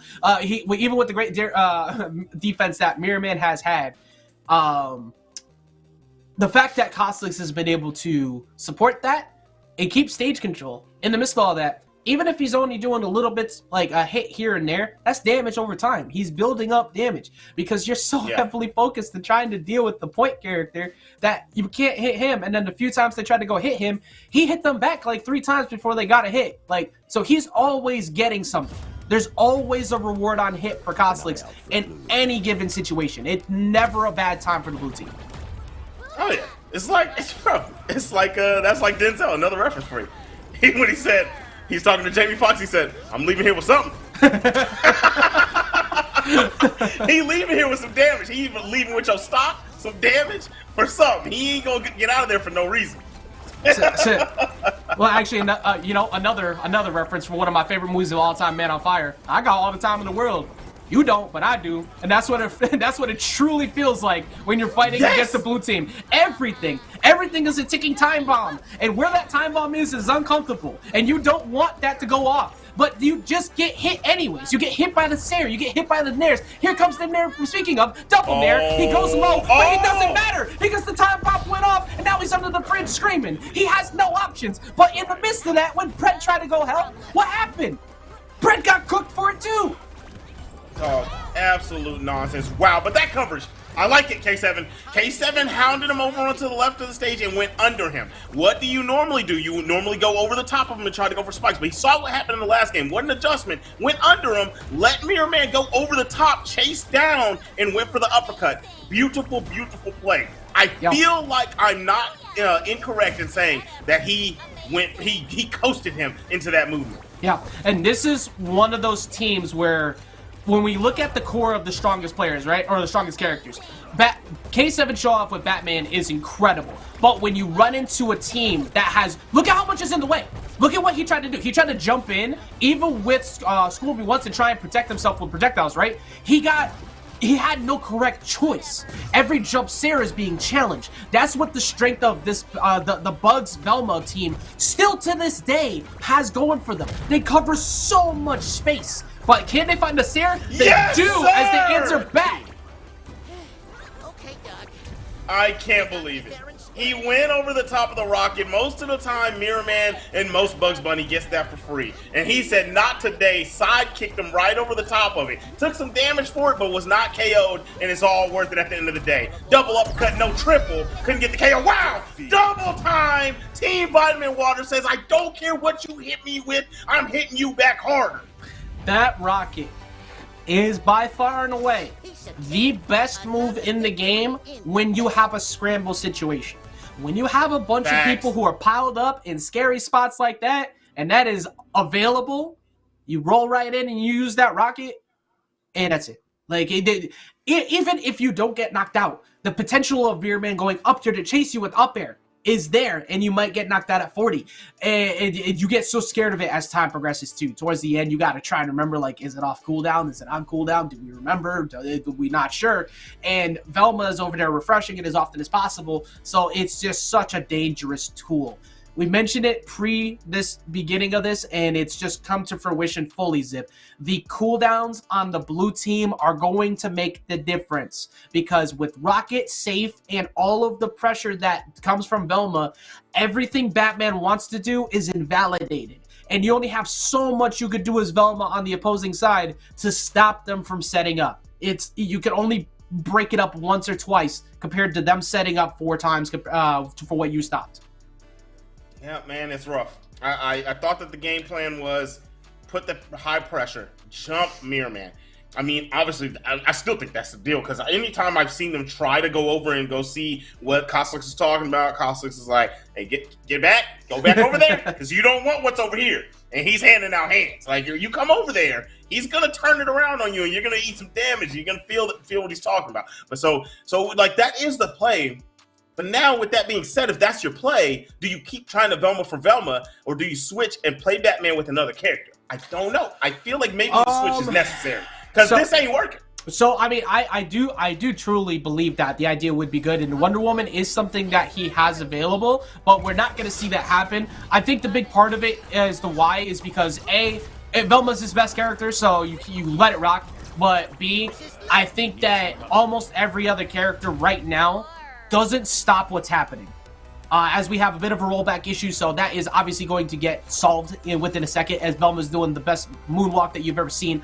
But once that gets situated, we'll get back into the match. But one of the things... That was not the moonwalk, Rock. No, look. That was not the moonwalk. That was the running man. Look, She said, all night, I think of you. Come on now. What? On one person's view, they want to be your lover, baby. But is your game on? That's what we'll call you. Is your love strong? Somebody give all to you. Because at night, I think of this match as we got still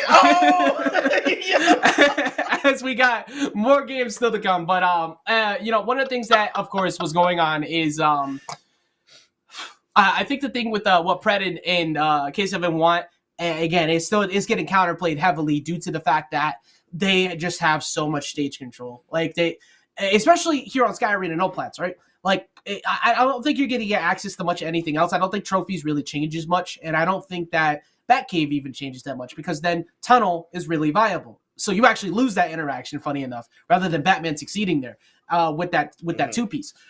But you still need to keep trying to play the same game plan. Like, I don't think you're wrong on that. Like, you just have to somehow make them, like, break. But you're doing it while guessing. You're guessing, are they going to set up now? Yeah. Are they going to rocket now? Are they going to set up safe now? There's always too much in the way for Batman with no armor outside of one time where Velma hugs you, you feel we're warm inside, you get gray health, and that's it. Like, that's all you really have to, like, eat any hits. And the more Batman takes passive damage, the more likely he's going to accidentally break Batarang on his way in. That's one less option to stop him. And if I see Batarang is broken as the blue team, I'm going in. I'm going in with buns. It's like, oh, now I could go check you because you have nothing to stop me in disadvantage, and I'm going to go find a stock.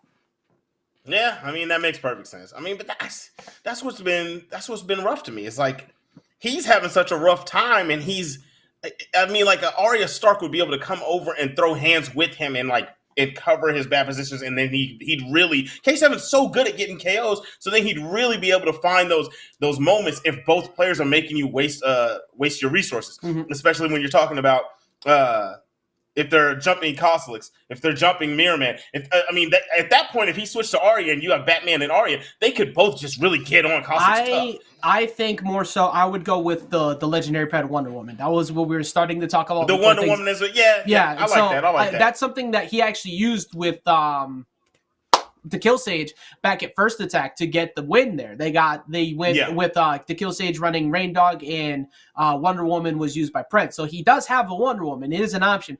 Is it a perfect option? No. The main reason why is because armor and such will get broken consistently, but you do at least have a pick and choose option now. Now you can burst in with both.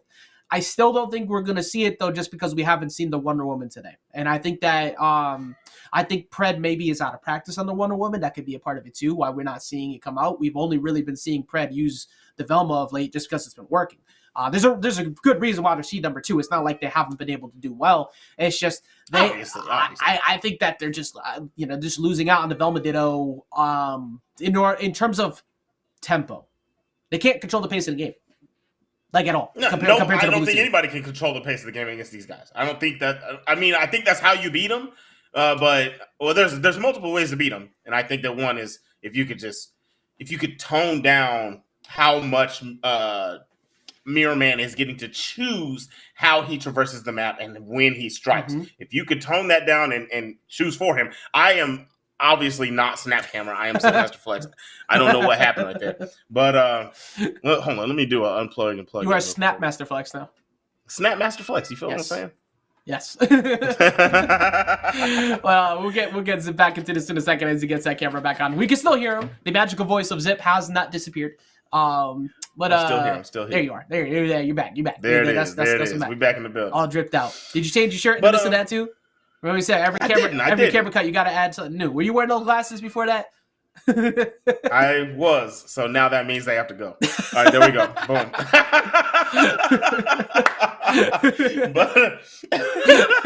but no. So okay. So what I was saying doesn't matter anymore because we're back in the building. They've got everything situated, and we're going into game number 3. Team Vitamin Water has one more game to go to put themselves in the grand finals.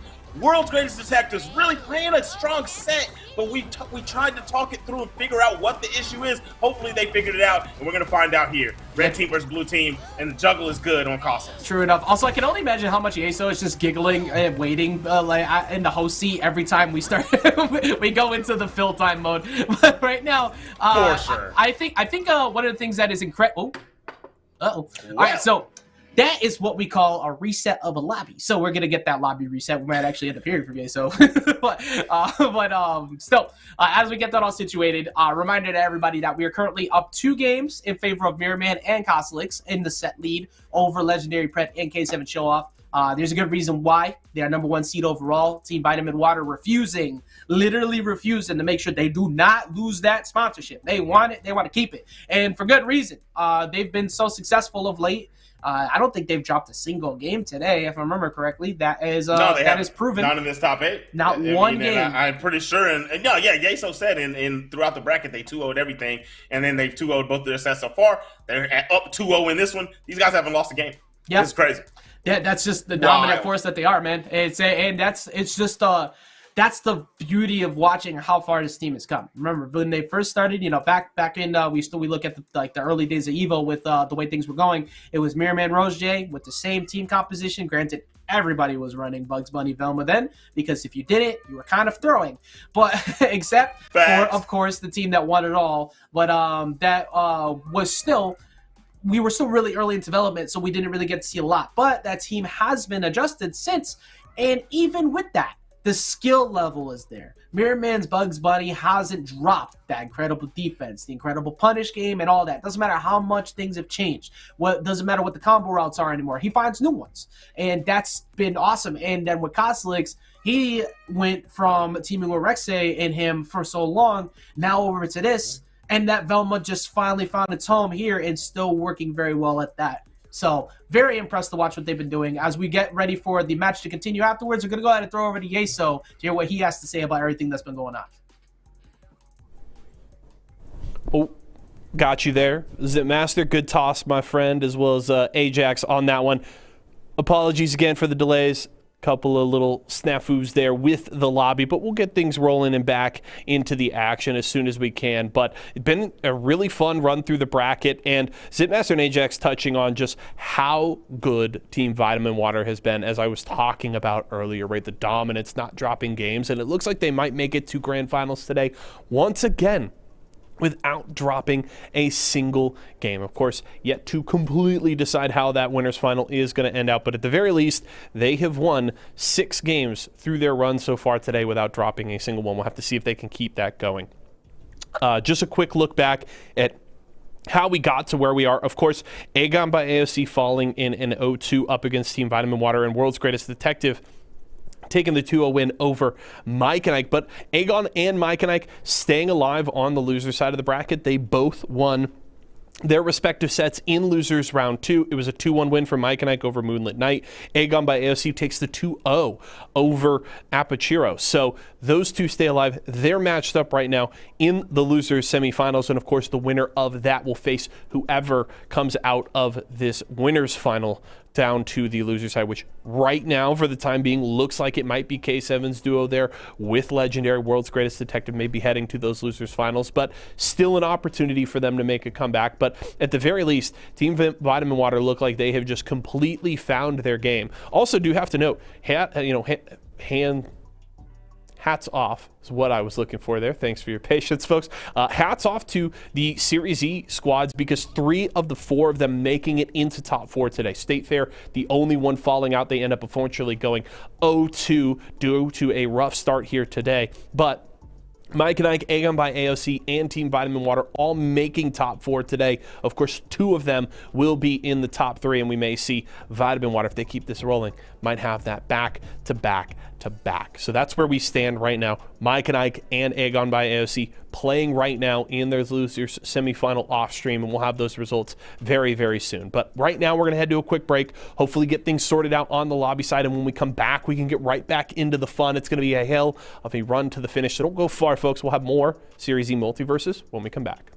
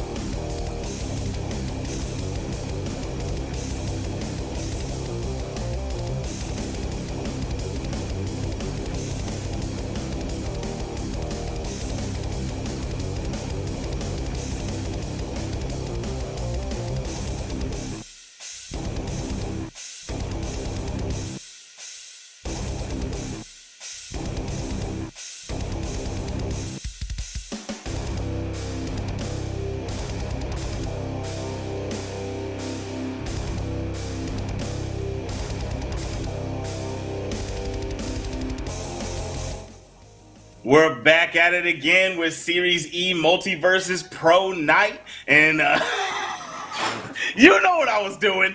You know exactly what I was doing. I knew it, but I wasn't sure, and you did it. But we are back, and we are at Losers Finals. There was a few matches played off stream. The one that we were watching before we left was going to be Team Vitamin Water versus the World's Greatest Detectives. That one ended in a 3-0 victory. So here in the Losers Finals, we have World's Greatest Detective waiting for their opponents, and they are all in the lobby ready to go. They are going up against Aegon by AOC, and Aegon by AOC just took out Martoons and Rams, Team Mike and Ike. They beat them in 3-2. The very close set. I wish that we got to see that one, but unfortunately we did not. But we get to see what these guys are made of going up against the World's Greatest Detectives. We get to see the Batman, and we get to see the Velma going up against these two. And as always, I'm Zipmaster Flex, and I'm here with that boy, Ajax HQ. What's good with you, boy? I'm vibing, man. And as the comedy bit continues, I have met 1, 2, 3, 4, and variant number 5 of Zipmaster Flex here on this side over here with a brand new shirt. But it's just a brand new Zip. And Zip, we have exactly how the seeds essentially wanted to play out. Now, one of the teams, as stated earlier by ASO, did fall for the Series E's teams. That was Team State Fair. But there was still the potential that another one might fall before top 4. That didn't happen, though. Seeds 3 and 4 met in losers semis, but it was actually seed 4. Ross and Cinco ended up taking it out over the top, who were the ones who actually sent Team State Fair in the first place down to that losers outer bracket where they fell very early. And this is with the core of, a Black Adam and Arya that with the very beginning, like we said, when we first saw this was a very different team. This is a team that didn't operate well. Black Adam was a very different type of character before then. He was a little bit weaker on some of the things he could do anti-air and such. Now gotten much better, much stronger, better damage, better conversions, and most importantly of all, Papa John's. Ross served it up just like the pizza. And but Ross has been serving it up to his teammate because of that experience he has. He actually he has a lot of time under the character now, and I think that's a big part of why they succeed. And why I think this next set, I want to say, will take no more than like 6 to 7 minutes, because this is Batman and Velma versus Black Adam and Arya. Either K7 show off is knocking everybody out in 5 seconds, or it's going to be the opposing side knocking everybody out. And we have just learned that, in fact, this stage was available. Treefort, with the one platform now, the brand new edition with this most recent patch, has now arrived, and I love this stage. I remember you talking about it earlier. I'm going to be honest, I haven't played on this yet, and I am a fan. This is fire. Look at the way this looks. First off, cosmetically beautiful, and then just the structure for 2v2. Large bottom of the stage, has the 2 platforms, and it has a low ceiling that you're going to get clapped on pretty easily, as we saw the first stock fall, and we have 120 damage on the Cinco, living on a prayer, trying to send K7 out to the left, but not able to capitalize. Boom! Dunked off the bottom of the map, bounced into the highs. And that would be the second stock. Oh, I for just Team noticed Blue. Lady Rainicorn is flying in the background. That's I fantastic. know, I was just looking at that. That's so clean. I think she flies in the normal one too, but you can actually see her in this one. But look, there's already a natural +2 evasion buff for the Darkest Night here in OO. At nighttime, but that is not going to be evaded right there. They do find that side air to get the knockout off the top, so that's not too bad. However, very importantly, maybe not. Gosh. Okay, he landed. I was gonna say, very importantly, Fred was holding on to his stock very well, but you mentioned it at the start. So the shorter blast on up the top, and as the red team has learned the hard way, is very much a problem. I was so scared for him, but he's doing a great job. Look at the defense.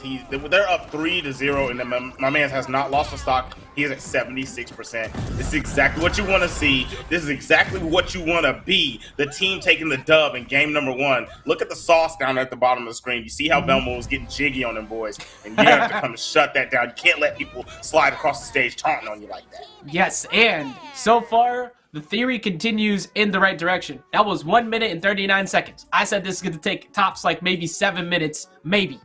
it's going to be that way, especially if we keep going back to stuff like Tree Fort. I actually really like that as an idea. And the fact that nobody's made that idea try earlier makes some sense, because you didn't want to try and go to a slow lower blast zone like that with 2 platforms to line up for Black Adam and Arya, and on the opposing team there with World's Greatest Detectives, you don't want Batman to have access to something like that. But when you have both teams on the screen, everybody's having a party, so that works. It's like, why not? Velma's got plenty of range to zone, but if Velma makes one mistake, we saw it, almost died at 50. So like, this is a very good stage for both teams. I hope we stay here because it looks aesthetically amazing. And also I think that I think rather than play the mini game of constantly trying to counterpick, unless they didn't really like how early they got knocked out, because they kind of got destroyed off the top, we're going to see a healthy dosage of low blast zone ceilings anyways from these 2 teams. So might as well go here or back game. It's pretty much just going to be those 2.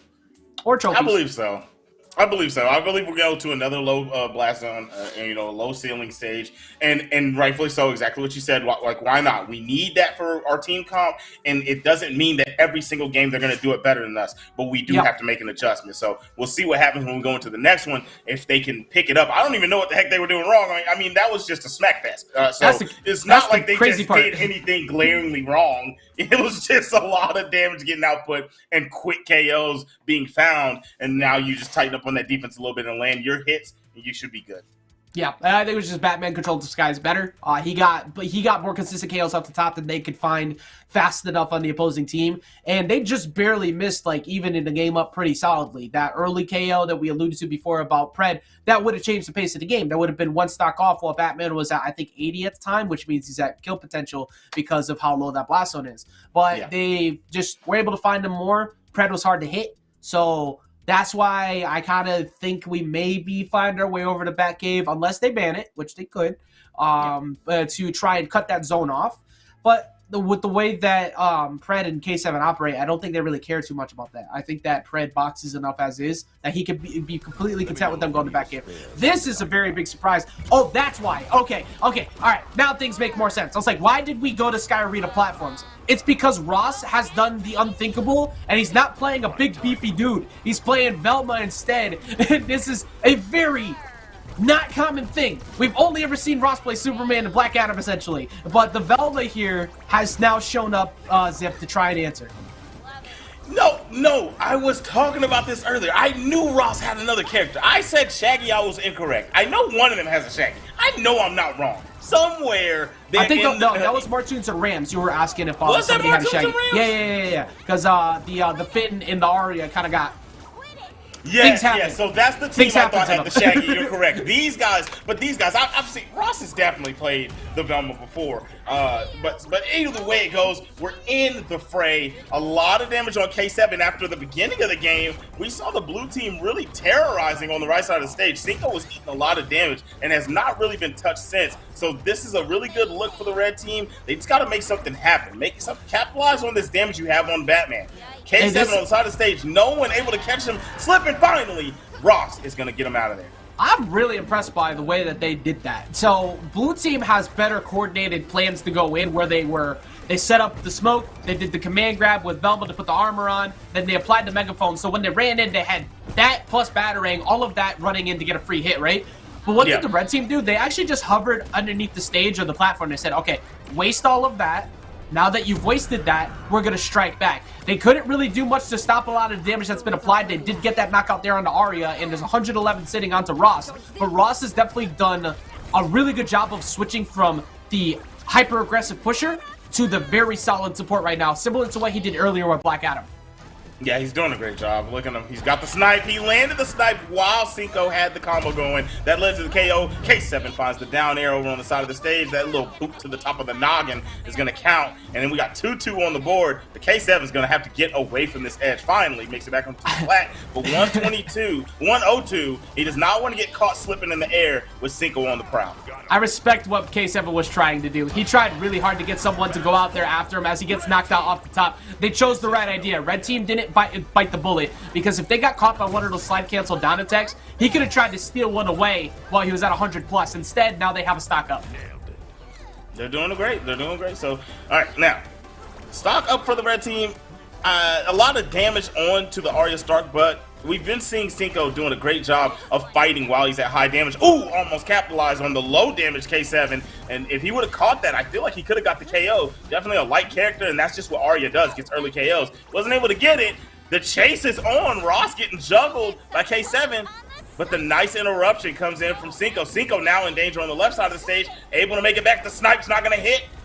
And he's good. Tries to go for the side beat. Ooh, yeah, they're chasing right now. And that 126 sitting on Arya is looming because that's now 100 as well. Has found its mark, and that's a couple weakened stacks. It's hovered away long enough to not have that weakened stack from the smoke really matter. But they haven't been able to find them. And reversal up there, very solid at the bottom. That's brave, by the way. That's a very scary situation to go for a challenging Batman like that.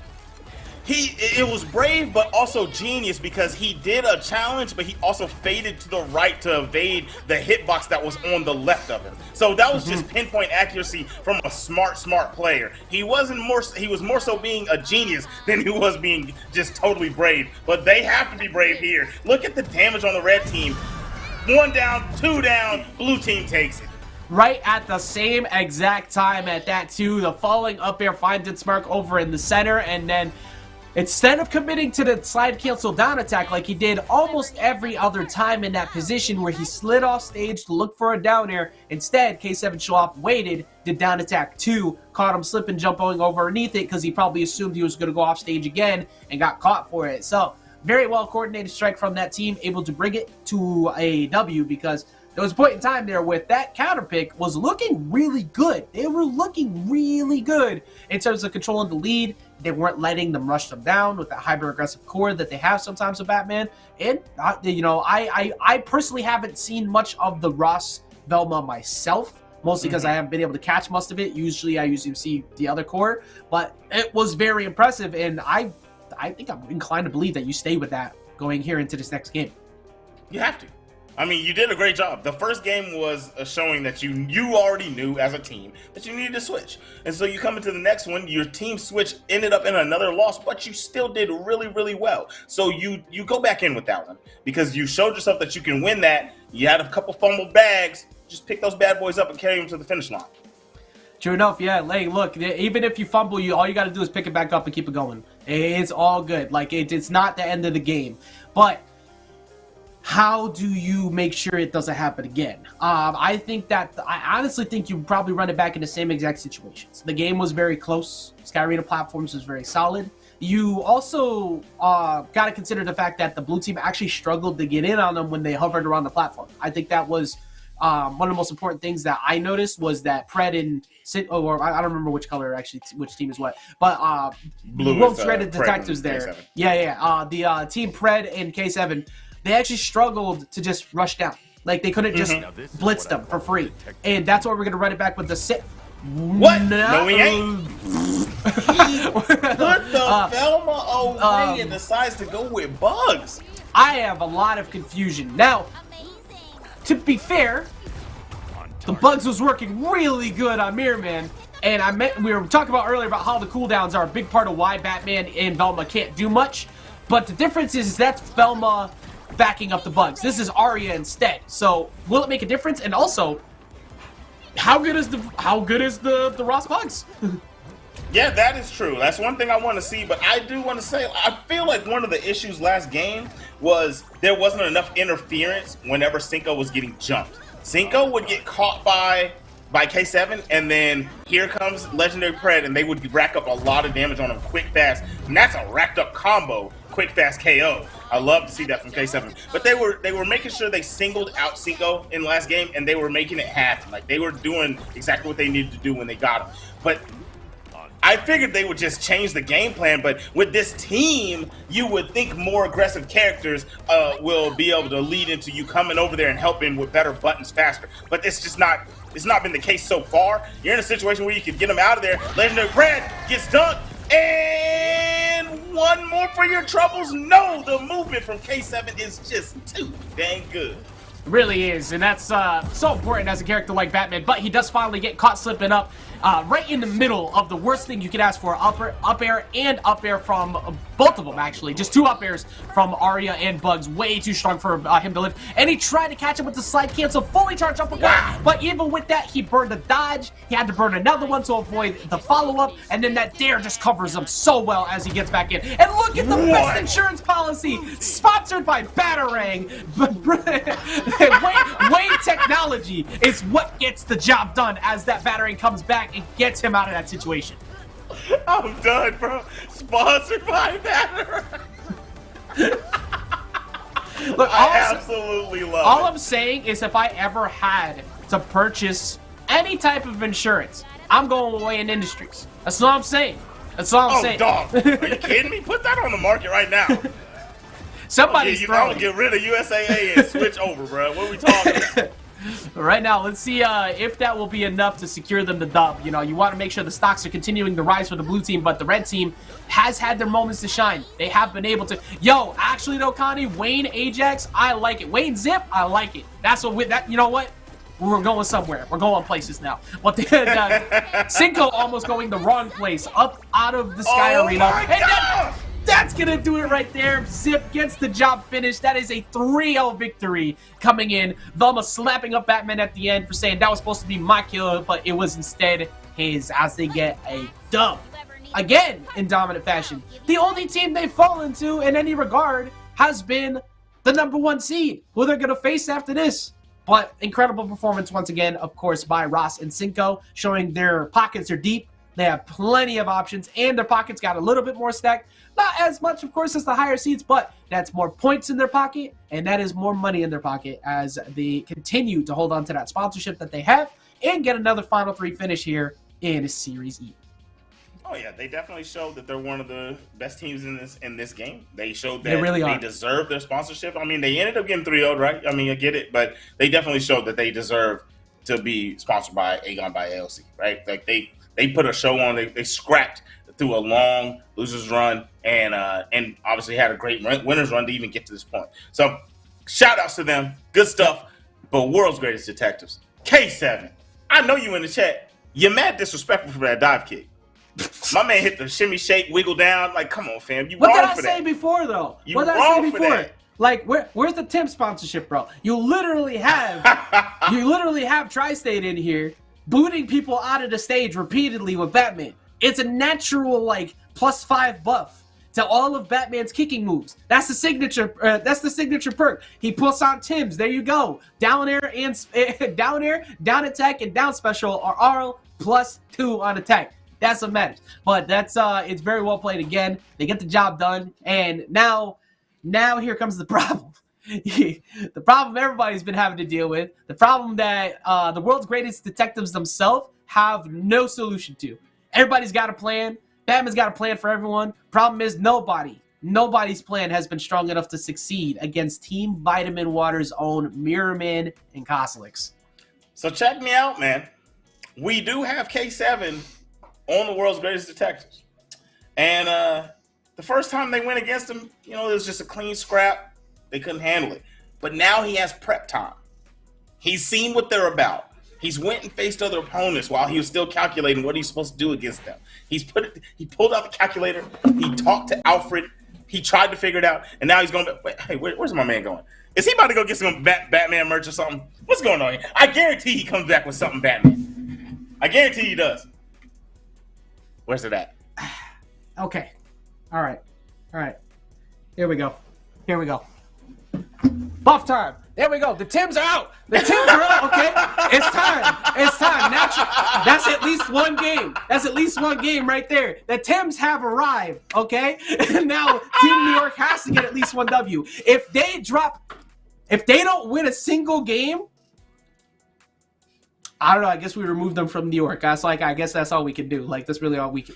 Look, man, if they can't stomp in the Timbs, look, bro, if they don't stomp in the Timbs, it doesn't matter because at any given time they can get to stomping in the Air Force Ones. So you see what I'm saying? So either way, somebody getting down there, it might not be Mirrorman and Cosolix, but somebody getting stomped. Wait, Batman might have been wearing black Air Forces this entire time, bro. Like we might not have noticed because it just blends in with the outfit. We might not even notice. But yeah, I ain't gonna lie. K7 gonna have to tell me on Twitter. K7 look like he wear. Oh my god. K7 look like he wear black Air Forces. Come on, K7. I know you do. I don't know if anybody remember this or if you remember this. Whenever he won, what did he win? Was that he won CEO for Guilty Gear, right? CEO for Guilty Gear. And right? Okay, so you know RDC World, and you know dude that plays John. He plays all the hard characters, the light skinned one in RDC World. Yeah. Right? I posted a picture of K7 and him next to each other, and I said these dudes got the same energy and they look alike. I had no idea that K7 was John.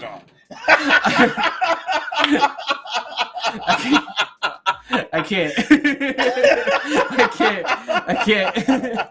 Well, K7 is K7 and Pred, of course, two of my favorite players. I personally had a lot of fun. I got to meet and hang out with Pred a lot more at First Attack this past year. And it's been a lot of fun getting to really get to know him. But one thing I will say for certain, as we get into grand finals, Zip, if there is definitely a team of players who have been succeeding super well and also always looking out for the benefit and growth of the community, that's Team Vitamin Water over there. Mirrorman always, every single time done with a stream, make sure to raid any locals, any small streamers, all of them, constantly putting out that support. Sitting here at the top, representing as one of the best in the business and being a good example at that.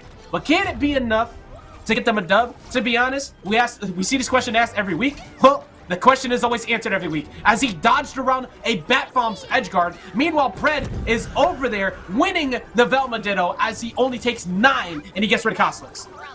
Wow. I cannot believe it. I always vouch for Cosolix as the GOAT Velma and taking the straight hand-to-hand scrap over on the side of the screen. I guess I call him the greatest defensive Velma. And hand-to-hand combat, he just got pieced up. And so we'll see what's going to happen the rest of this game. That is a big lead for Legendary Pred and K7 right now. Got those 2 stocks out there, and these dudes haven't even touched 100, haven't touched 70. These guys are sitting pretty with the health lead.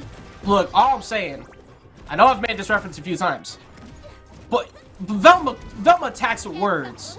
Is there anybody's words who cut deeper than someone from New York? That's all I'm saying. So when you have Cosolix and Pred arguing it out, I think that one of them has got deeper insults, is all I'm saying. But, of course, one of these two teams, however, has not dropped a single game today. So even if you get that early lead, will it even be enough is the big problem. But Cosolix is sitting at 100 and Mirrorman is sitting at 90. This might be potentially the first game, maybe, we've said this many times before, maybe, that they lose today. Yeah, because they've definitely been able to run a lot of games back. Nice combo from K7.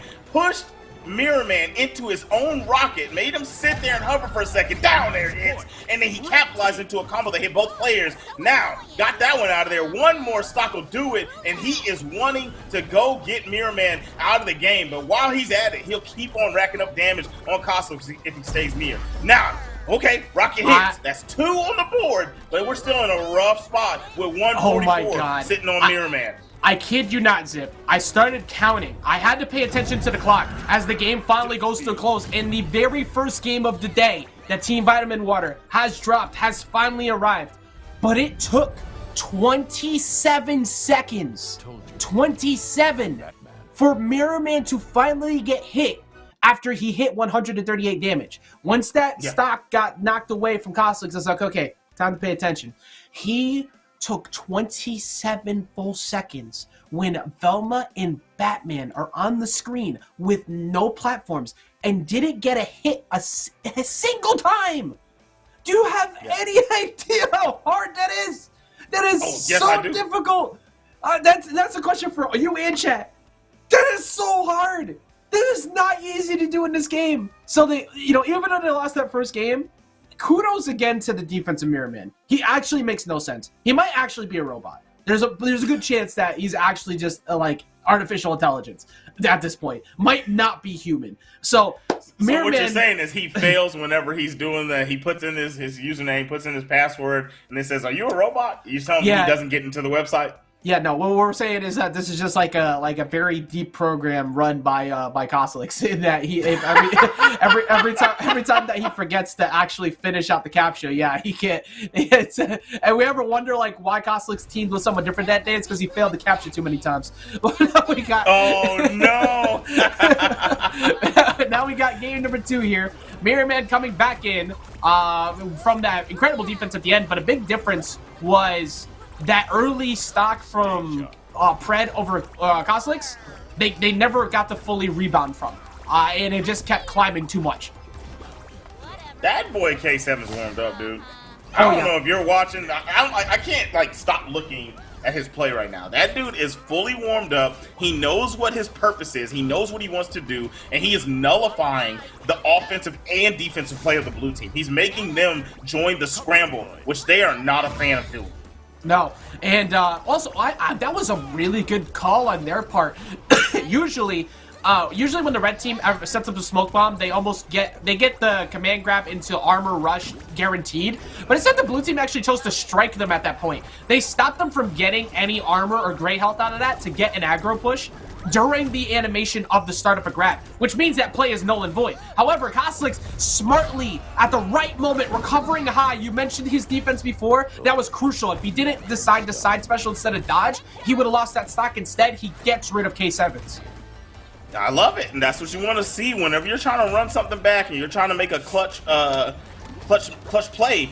You've got to come back into the game and start making new plays, and Cosolix having some new aggression here and not trying to avoid everything is really playing out well for them. He's got a lot of damage onto Legendary Pred. 132, 118 is sitting on Mirrorman, but they're just needing one big hit. We already have 86 back on K7, and he just came back into the game, right? So this is looking really, really good. Rocket hits, and there he is gonna fall, while his teammates at 148 and gonna fall once again. And there it is. One more point for this team after a hard defeat to come back this strong. It's not over yet, but it's looking great for the blue team. Is everybody paying attention to how long it took Mirrorman to get hit again after he hit 130? It was like a solid 12 seconds straight. And also, his Sky Arena has been helping a ton. His KPI reactions to get towards the corner have been so good. And now, Mirrorman does get caught finally by the double up of Batarang and Legendary Pred, but that doesn't matter too much for the blue team because that's only 2. They're still fresh health. They have 1 stock left. So all they gotta do is this is passive damage time. Get your hits. Get your damage on red team, because every single time one of them gets jumped, the other is more likely to try and move forward to do something about it, as we just saw them do that double up right there. But you can take advantage because they only need to make 1 mistake for you to get that game. So close to the finish, but not done yet. I'm loving it. Look, nice combo. The hounding. K7, one of the only people I see get like real clean combinations on the Cosolix. The bottom of the rocket. How sad do you gotta feel? Mirrorman and Cosolix are feeling good about that one, but I'm hurt for the world's greatest detectives. That's disgusting. That one, you get hit by the bottom of the rocket and carried up to the skies for the L. That is not what you want to see. But we got 1-1. You're still in the set. They were doing a great job. That's a praise to our fallen Batman brethren right there. That feeling, every time I see that rocket come out, when you try to chase, you try to go for out specials, you try to continue to pressure with side air, and then rocket just comes in. Bro, Joker couldn't even stop this man for years, but one bunny in a rocket is able to stop the entirety of the greatest part of human, the peak of human performance every time. All you needed was an explosion. He's just human. That's it. Because every time you try to challenge him in the air, you try to go check him for it, you get caught by the rocket. And you can't afford to just not act like you can't go after him. You can't be scared out of rocket the entire game. But the one mistake that you make, because of how light Batman is, it doesn't matter if it's Sky Arena. You do that in the middle of the stage, you're gone every time, especially because what is he already doing, Zip? He's holding up because he had his controller. Where's my PS5 controller, bro? Like, he had his controller. here, and here. For anybody who doesn't know the buttons I press, that's a triangle because my triangle button is set to special. I forgot everybody has different controls, so that didn't really make a lot of sense. But up and that equals DI, KBI, straight to the corner. You're not black influence, direction goes straight up, which means you are going up there even earlier than you would have liked. And you will die early to that almost every single time. So, oh my goodness, that's Mirrorman's...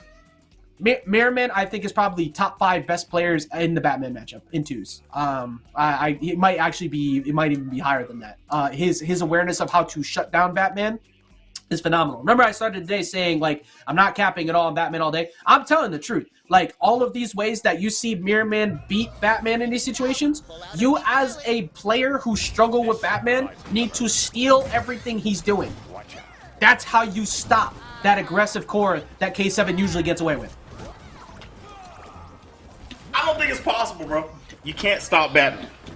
You can get in there with the character, you know what I mean? Like you can make it hard for him, but you can't just straight nullify him, dog. Like that dude's too ridiculous. You really couldn't just let that. That one was true honesty, man. I'm telling you, that's actually how everybody has losing scenarios. I'm not saying pure losing matchups because I think actually Batman does very well against Bugs Bunny, but I think the way that Mirrorman plays it is how you beat it. And also, he got a little greedy. Once the speaker was gone, he never retouched the stage. So after going for that second dare, he couldn't panic dodge out. He was already committed, and that was really good punish by Cosolix. Did you just see the carry that? Oh my God! Are you kidding? Worth it. Mirrorman, yeah, definitely worth it. Definitely worth it. Okay, so I gotta give the breakdown. K7 was tearing him to shreds and had him on a carry combo all the way into the right top blast zone, and he was about to send him with the final uppercut. He landed the uppercut, and then Bugs Bunny's rocket came down and pushed Mirrorman back down onto the stage. Cooldowns make the difference in this matchup. It was said at the beginning of Winners Finals, and it will be said again here in game number 3 of Grands. Cooldowns on Bugs and Velma are what have slowed down this red team. Because normally, they can overwhelm whoever they want, and they can do it unchecked. Also, you gotta remember, when you kick Bugs Bunny out of the startup of Rocket, he didn't lose Rocket. It's still there. So now, he's gonna re-up. I knew it! He was gonna go right in the middle of that smoke to make it look like he was intentionally slowing himself down, but what does he do? He puts an enticing situation in front of them, and he punishes them for it with the rocket. What a genius play, and what play from the blue team. They started off getting destroyed. I'm talking it was in the red team's favor tenfold. And here we are with a lead from them, 94% sitting on Legendary Pred. They're both at high percentages, but they just need one more to close this. It's still in the favor of the red team. The uppercut's not going to KO Cosolix. The up air is not going to get... Oh my gosh, nothing is working. They are doing everything right, but nothing's KOing again. Survives the light bulb. Breaks out of the cop car. Out of the mystery machine. Finally gets Cosolix. 123 on Mirrorman. It's getting rough out here, folks. He's got the rocket out. He's able to survive. All right, here we go. Now, it's a very scary situation right now. Dodges away at that last second, and now Cosolix is in a bad spot. He's got Bat Bomb applied, but right now the focus of attention pretty much is on Pred as he makes the mistake in center. And that wasn't even like that bad of a mistake. The reason why it worked out is because what was right underneath. Batman tried to go after him with the potential uppercut to make it look like he keep him safe, right? That's why Pred jumped and stayed right there in center. He figured that K7 could save him. But even if K7 tried, Mirrorman was coming right back underneath with that tunnel to break it up. So that scenario, by jumping right there and staying in that position, was already checkmate. They had them covered with tunnel, so Mirrorman could stop any type of potential of stopping, basically preventing Cosolix from getting the dub. And even if Cosolix got hit, Mirrorman probably could have snuck under there with the up air anyways. So right there, once they were in that spot, they closed it out. And you mentioned at the beginning, the damage was in their favor. The red team was applying damage, but who got the spikes? 2 of them, in fact, on Cromulons with that low blast zone. Twice. K7 Showoff fell to the bottom of the blast zone because of the fact that he got greedy on the first one with the double dare. And I call it greed just because of the fact nobody was there. There was no reason really to go for that one. It was a read rather than that. Granted, in the moment, it makes sense because you think Cosolix is going to come swing at you earlier. So kind of autopiloted as the speaker broke. But then that war that happened when you mentioned before when the rocket came in and saved Mirrorman and Mirrorman came out on top with that down air, everything changed from that point forward. Oh yeah, that was literally the turning point. And I still, like, now that one right there, we've said a lot of stuff they did was intentional. That was not intentional. And I know, ain't no way that Mirrorman and Cosolix are not like, oh my God, I can't believe that happened. Like, that was everything. That was the highlight of the match, and that was the turning point of the match. That was all they needed. Much like footstools, every single rocket is planned. If it hits, it was intentional. Can't prove them otherwise. If it hit, it was intentional. That's all I'm saying. Every single one of them. If it hits, it's intentional. I don't want to hear it. I'm done. Look, hey, all I'm saying, look, if I got a huge plan, I did absolutely nothing for it, but it worked.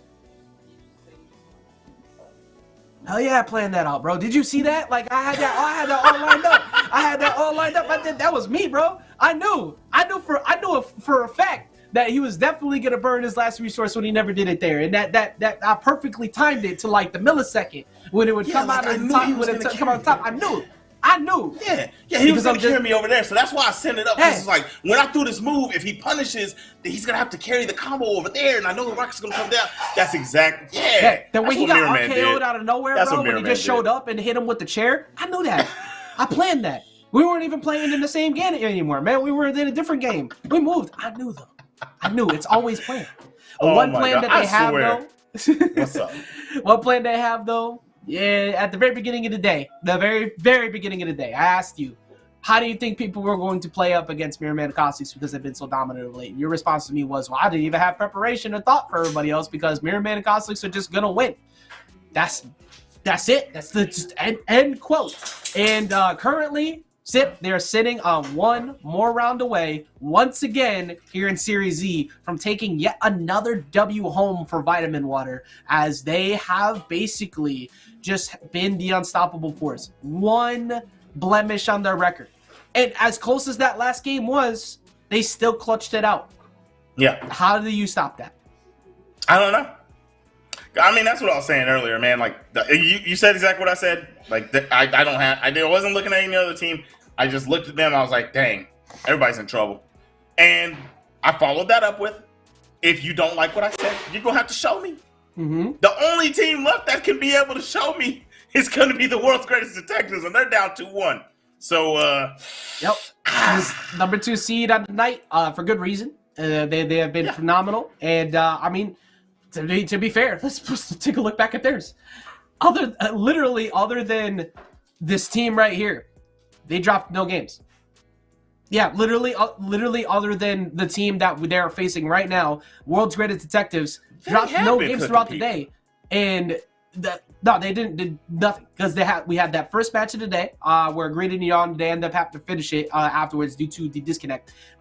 So they ended up finishing that and getting the dub. So no games dropped in there. Then against Martins and Rams, no games dropped. Then they got 3-0'd by the number 1 seed of Team Vitamin Water. Went to losers finals, no games dropped. So the only team who's been able to stop the World's Greatest Detectives has been Rabbit and Velma. That's it. That's it. That's it. And right now it's bat season. It's not Wabbit season. It's bat season because they are finding Batman in the air. They are hunting them down, and they're doing it with 100% accuracy, even when it's completely planned at all times. It's been a great set. K7 and Legendary Pride have been doing really, really well. Seeing what they've been able to do against other teams, and then to come in here and take game number 1. They're no slouches, and they still can do this in this set. They're not like you said last game. They had that one, and then it got turned around on them. I don't know how. It was crazy. We know there's like key moments that led to it, but sheesh, even with those moments, it's still rough to try to bring that back But getting into this game number 4, it's pretty even here. Nice combos about to get started, but nice save from Legendary Pred coming in and stopping that wall bounce combo. Yep, my key moments for sure 100% are what happened to Pred. Excuse me, to K7 show off. The 2 spikes really made the difference in the game because they could have been up 2 stocks or 1 stock with health, like good health. Instead, the game was close because of that. That's why I like what K7's done this time. Notice how he only goes out there when it's a coordinated strike. Every other bit of this match so far, though, has been him fighting in center. And that's pretty much it. They are getting to it, man. This is a big-time scrap from big-time players. The red team has a good lead. They're trying so hard to get K7 out of there. Bow! Finally get a point on the board. It's not my time. And now, boom, they get, okay, nice. They got Cosolix out of there. And we've been seeing some good defense from Legendary Pred. Legendary is sitting here only at 73 on. And wow, Mirrorman's already at 72, almost got put into a KO situation whenever he got caught by the up air and the uppercut from K7. So yeah, he's gonna have to really slow it down on his approaches. Unfamiliar territory on that too. Mirrorman is usually the one we're saying is taking the least amount of damage, but sometimes when he goes up 100 plus, that's where it gets okay. That speaker breaking actively just sold that stock away from them because he had it perfectly lined up. He had him so high in the air that if he had the dodge, he would have been bat bombed and then he would have followed up on it. But because it broke, it drifted him down too low for the follow up off of proper knockback on the uppercut. However, it doesn't matter as that spike comes through and he's still bro, that's Cromulons. That's Cromulons! Why are you not dead? He's still alive, but the uppercut does find its mark, though, as they move up 3 stocks, and they already have Cosolix at 95 zip. Man, they're getting close, and there it is. They took it to the crib. That's going to be 2-2 here in Grand Finals. World's Greatest Detectives holding on against Team Vitamin Water. I love what we're seeing from both teams. These guys, if you allow their momentum to keep on going the way that it's been, they will close these games out on you. And you gotta have those big moments like we saw previously from the Team Vitamin Water. You've gotta have those rockets saving you. You've gotta have your turnaround KOs on the side of the stage if you really want to take these matches on these guys. But man, they're having a rough go at it because these guys are relentless whenever they get to going. Yeah, that long pause that they took between games 3 and 4 was very needed and very well done. Because I think a big part of what they decided to discuss and what we saw play out was stop trying to go chase them near the speakers. It didn't work out. Stay in center. Fight in center. It's not as scary as it may seem because I can control the other side of the stage. So Pred controls the full screen. Batman prevents them from getting in center. They take a lot of stray hits for it for trying to get to center. It's very difficult to set up the tunnel and very difficult to set up Bugs Bunny, period, without getting hit along the way. So they forced them to break the speakers early after they got that early knockout off the side without losing any early stocks themselves. Compared to the last game where they tried so hard to push for them that they just got blown up for it. So much better patience that game, but most importantly, much better stage control that game. And that's what allowed them to rack up massive damage on them fast. That's why I do not think we're seeing Cromulons for game number 5. I think we are going to take an exit from there. We probably return to Sky Arena flat, unless they ban it, but I doubt it. We're probably going back, and we will go back. As we are here on game number 5, Team Vitamin Water has been thriving on here all day, Zip. Can they prevent the reset right now, or do they end it all? Time to find out. We are going to find out here shortly. I mean, I don't know. It looks like to me from the momentum of last game that we could easily get a reset. But we're talking about Mirrorman and Cosolix. If they can figure out how to control the pace, which is what they're having an issue doing here. That's what they're best at, and they're having an issue with it. Nice combo, 84%, sitting on K7. But that, man, if like I said, if they can't control the pace and really figure out how to slow down K7, really. Because K7 is the one forcing the issue, and then his teammates following suit. And so if they can't do that, then I don't know, man. Hey, with how good Pred has been on support, that's really a big factor. Also, he got in with that Sarah perfectly timed to go kick that away from Mirrorman. It actually forced them to throw the rocket sideways instead of using it in the scramble. So now they know rocket is not available. If he decides to go in for an uppercut, he's going to be fine. They also broke the safe immediately, but they do get hit. However, they do not find that knockout with that megaphone onto Batman. So that works out, and they might be able... No, okay, good defense. Not trying to continue to chase. They do lose that stock, but they could have easily lost it a second ago if he chased after Cosolix. Oh yeah, they're doing great. So I like the defense from their team, and I like how K7 just now lost that one when I feel like he should have been gone a long time ago. Wow, Legendary gonna survive. Boom, Mirrorman gonna fall over the top. And this is a tussle, man. This is what you want for grand finals. That's huge. Getting that 62 damage knockout just changed the pace of this game. They needed that not to happen. And now they have 123 sitting on Pred, and that early knockout from Batman now makes it so they can just apply the damage. The long game is now in favor of Blue Team as they're currently looking to try and get yet another Series E dub. These dudes have been doing it for a long time. They take dubs all the time. And I feel like they could possibly do it here. They have got a great lead. You see Legendary coming over for the swing, but he did not want to make his approach too early because he knows that that could happen. The up air from Cosolix at 125 damage is going to take the KO, but he's really, really hurt at this moment. Now he's at 131, swimming around, finding opportune moments. Look at the down air. Look after the camera. They're putting on a clinic right now. Zip, if they want to get the job done, they have to find an early knockout, like, now. They have to get rid of Cosolix for one, which they do, and they need to get this knockout onto Bugs, like, now. You can't, or an early spike on a Cosolix, whatever. But they can't afford to play the long game anymore. They're both at 95. They're at 92 as well onto Legendary Pred. That is enough to maybe find a knockout onto Mirrorman, but Mirrorman in these situations is so difficult to hit. Man, I'm going to tell you right now, the long game was never in the cards for the red team. That is not what they wanted. They want to get you out of there expeditiously, no TI. The side air is going to hit onto K7, but the up air from Legendary, always there to cover his teammate. Going to get him up off of him. Now, we're going to play the spacing game. Oh, Mirrorman tried to go in with the up air, but the word bubble, perfect timing, up air. What happened? Did the rocket get destroyed? The up attack broke the rocket as it became. Oh, they might have the spike! You gotta be kidding me! They found exactly what they needed! They got the knockout, and Cosolix was in the worst position possible! The up attack broke the rocket to prevent the game, and then Legendary Pred pushes Cosolix right off stage at the best possible time you can ask for, and they find the spike for it. Not only did they get rid of Mirrorman, but they get rid of Cosolix, and they force the reset in the very first set loss that Vitamin Water has taken all day. They're just that good. They're just that good. And also, the kick difference, the power up of the Tims, baby. I'm telling you, the kick buff to everything that Batman has, it works. But it wasn't Batman, it was instead Velma stomping on him as they get that knockout and force us to yet some more games. Been talking about Legendary Pred a lot, man. But K7, I've been talking about K7 a lot, but Legendary Pred, that dude is always there when the homie needs him. And he's finding KOs, and if K7 is getting hounded too hard, he comes in there and lands good damage, timely damage. This team is showing up, and I told you the detectives they have prep time this time, bro. They're getting in the grand finals. They reset this bad boy. I don't know what's gonna happen in this reset, man, because they were looking real strong in that last game. Even though they got clutched on a couple games ago, right? And then they come in and they do what they just did right there. They are on the way to taking this tournament.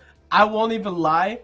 I actually had to message my roommate who we were prepping to grab something to eat because I thought that the set might be done a little while ago. But they brought it all the way back. They actually, that's crazy. How good that they got the job done. And that's, you mentioned it before, the fact that K7 warmed up. Also, he went back to the animated series Batman. That's the true power up. He switched off the samurai and he went back to his true roots of always using animated series. That might. Now, I'm just building up lore here for something. I don't know how they did it. They did it and they made it work. And now Vitamin Water showing that they can actually be stopped. Man, for real, dude. Like, they had not lost a game yet. Tries to go for the double down there. Were not able to get it. Mirrorman really getting thirsty for that one, though. That was nice. Almost got turned around on, though. K7 jumped over the top after the dodge and tried to catch him with one. No good. Ooh, that K7, safe was all. Get out of there. That safe got the money in the bag that you needed. That's the best cash any assistants can buy. Like, that was very much about to be a 70 damage knockout onto Bugs Bunny. But there's that rocket. Look at how they're playing around it now, though. They have now started to realize when Mirrorman likes to use it, and they're hitting him before he could get anything out of it. And not only did they do it once, they did do it twice, but they did it a third time again right there as they continue to avoid that rocket. Man, there we go. So we got the first stock out of the game. It is going to be K7 that falls. A lot of damage on them. He said, I'm coming back with a vengeance. No pun intended. The uppercut is good, and he's coming out for another one, but did not get Mirrorman out of there. So Mirrorman's going to come back with a rocket flying in stage, and K7 with the bravery going right under it while a dunk is happening to his teammate on the right side by Cosolix. I'm not going to lie. The way I was watching Cosolix stare and look over him, it's like, are you done? Are you done? Like, he jumped around like 4 times, and Cosolix was just walking to him like, are you done? It's like a 3-year-old screaming in the corner. But that is gonna be an uppercut. Excuse me, not uppercut, up air coming in from Bugs Bunny to get that back. Another sub 100 knockout at 76. But the last game that happened was game 5, and that didn't even lead to the dub. So cannot count out the red team just yet. They are scrapping, they're tussling. Mirrorman looking good. No what are you shot. doing? Get Oh away my God. from me. Yeah, no, literally. Don't try to challenge him in that spot. And he almost answered back with his own. If he had one more resource, he could have got it. But they both were in a terrible position to try and go out for the down airs up against the wall rather than try and challenge the melee. Everybody reset. That was a smart idea on all parties involved. My gosh, these guys are going tit for tat. I'm loving what we're seeing from both of the Velma players, and what I'm loving, what I was saying about Legendary Pred earlier, I see is coming true. He's the better Velma with the hands. Cosolix knows how to survive, but that boy Legendary Pred, when he comes over to scrap, he's getting it done. Light bulbs, flashlights, it's all going to happen, but the blue team comes back scrapping and takes game number 1 of the reset here in this Series E qualifier. And also, I mean, even in this set too, Fred has been making a good case for that defense as well. Like his defense has actually been pretty good when he needs it to be on point. Cosolix for sure has been like the one throughout the whole time who's been consistent on that. But Pred's defense, as good as it usually already is, has really picked it up a notch in this one. But every single game is going down to final stack them. It's not dominant. It's not a wash in any way. There is no free card washes being given out here. Everybody is going down to the wire now with these two teams. Number 1 seed versus number 2 seed for a good reason. And they are making me very impressed. Because a lot of times when you have something like that happen, where, you know, you were playing very well all day, you got rolled, it is what it is. You go back into grand finals, you go down really early in that game 5. Sometimes people fold, but champions don't. And that's what this team is built of. K7 and Pred are champions in their own right in multiple games. So it was only natural that champions thrive here in a game that's based off of good mentality. They're able to keep it together. Granted, that is the champion of champions teams right now in Vitamin Water, but it does not shock me too much now seeing what they've been able to pull off, because a thing that kind of goes under the radar sometimes, Zip, we mentioned earlier how we're kind of joking about how, joking in a way, but we like seeing the banter. We like seeing the emotes. We like seeing that. In the game, if you don't actually believe you're just that much better than your opponent, why bother competing? You need to believe you're the best person in the room. That's facts. That's facts. If you don't believe you can do it, then you would not compete. You always believe you can do it when you step into that bracket, and that's what gets you into these type of positions. If they would have folded and been like, oh no, it's Mirrorman and Cosolix, they wouldn't have been able to reset. Mm-hmm. And now they're on the way to a victory. So we've got 1-0 on the board. Yeah, I mean, even with the fact that they Mirrorman and Cosolix took that dub, that was close. Yeah. I just really thought, it was super close, super close. I forgot to say this. I knew I said that wrong. I forgot to say this, by the way, like 2 matches ago. When did you switch to that? I didn't catch that one. I didn't catch the switch that you made to this fit. I've been wearing this the whole time. You're right. This is variant number 18 of Zip is this is the secret. This is the actual secret word, bro. Yo, we got Zip the Conqueror over here, okay? this man messed with me all night. Which is so funny too, because literally during that video I made, I purposely like changed my outfit into like multiple games to show like, hey, we're all like we can all love multiple games and be fine. But like you doing this to me today, sometimes I don't even notice. Sometimes I notice immediately. But like, how did I not notice? You went from the white jacket to the green one. Like, I'm colorblind, I guess. I don't know. I didn't even catch it. I was just like, the match has been so good, and I was like, wait. It's like, when did he put the do-rag on and like the robe? This is a robe. It's like, when did that happen? I don't even remember that. Oh my god, I miss you, dude, man. It's been too long. It's been literally months. It's been a minute, man. It's been months, bro. But we gonna be kicking this soon, bro. So you already know. True enough. We be out here. Yes, we hope we get to meet any of y'all who are in chat and at some point too. You know, if you ever want to come up and see us at events, please, by all means. Zip definitely bites. I don't. But we can we definitely chat. I don't bite. I sniff. Oh my god. Hey, look, some people pay for that, but like, well, anyways. So, but we got more games to come. Of course, we talked about that first one just a second ago, and look, all I'm saying is if you were in that category, nasty. But moving on from that topic, like we said, we got more games to go here in Grand Finals, like we said. I said like we said like 17 times. And that's going to be a mini game. I want people to think about that. Like get a bingo card and find out what's Ajax's new catchphrase. Like earlier I was saying like I can't even remember. Just right now it's like we said. How many times was it? There was something earlier I was saying. I was like, I caught myself doing that too much. But that's what it was. I know what it was. You said I've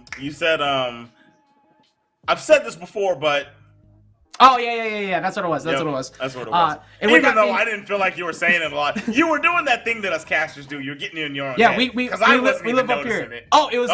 We definitely do. It was. And with that said, that's what I was saying. And with that said, we were just waiting for them to get into the next match here. Also, a bingo card of how many times will Zip change his outfit during the during the stream, and where are we going next? That's what I'm curious about, because they keep winning on Sky Arena. They got one individual W on Sky Arena, and that was Game 5, and they snatched that game away from the jaws of defeat. So if I'm K7 and Pred, like, you're kind of being guided to Sky Arena, but I think you might need to consider maybe not. Like, but what's left open? That's what I'm curious about, because we did learn Tree Fort is open. I don't think Tree Fort's gonna be allowed with Batman. So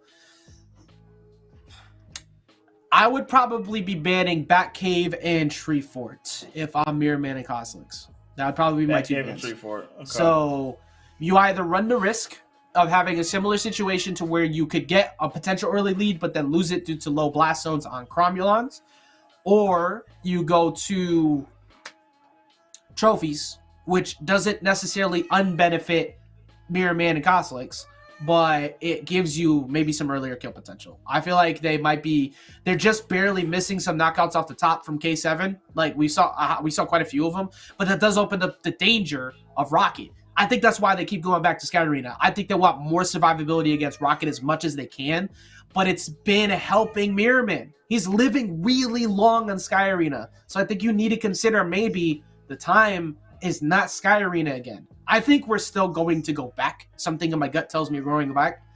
But I think personally it's the time to move away from it. Sky Arena or Plex, man. Actually, you know what? If there's 3 bans, that one probably would get rid of too.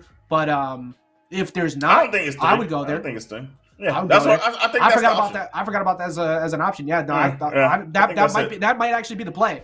Now that you say that, nope. Wow. My gut still was there, and believe in your gut. So we're gonna run it back to Sky Arena. I think the reason for this is because you can operate around cooldowns a bit better here, because when you have platforms, you can go platform camp until you get tunnel back, until you get the frost back, until you get rocket.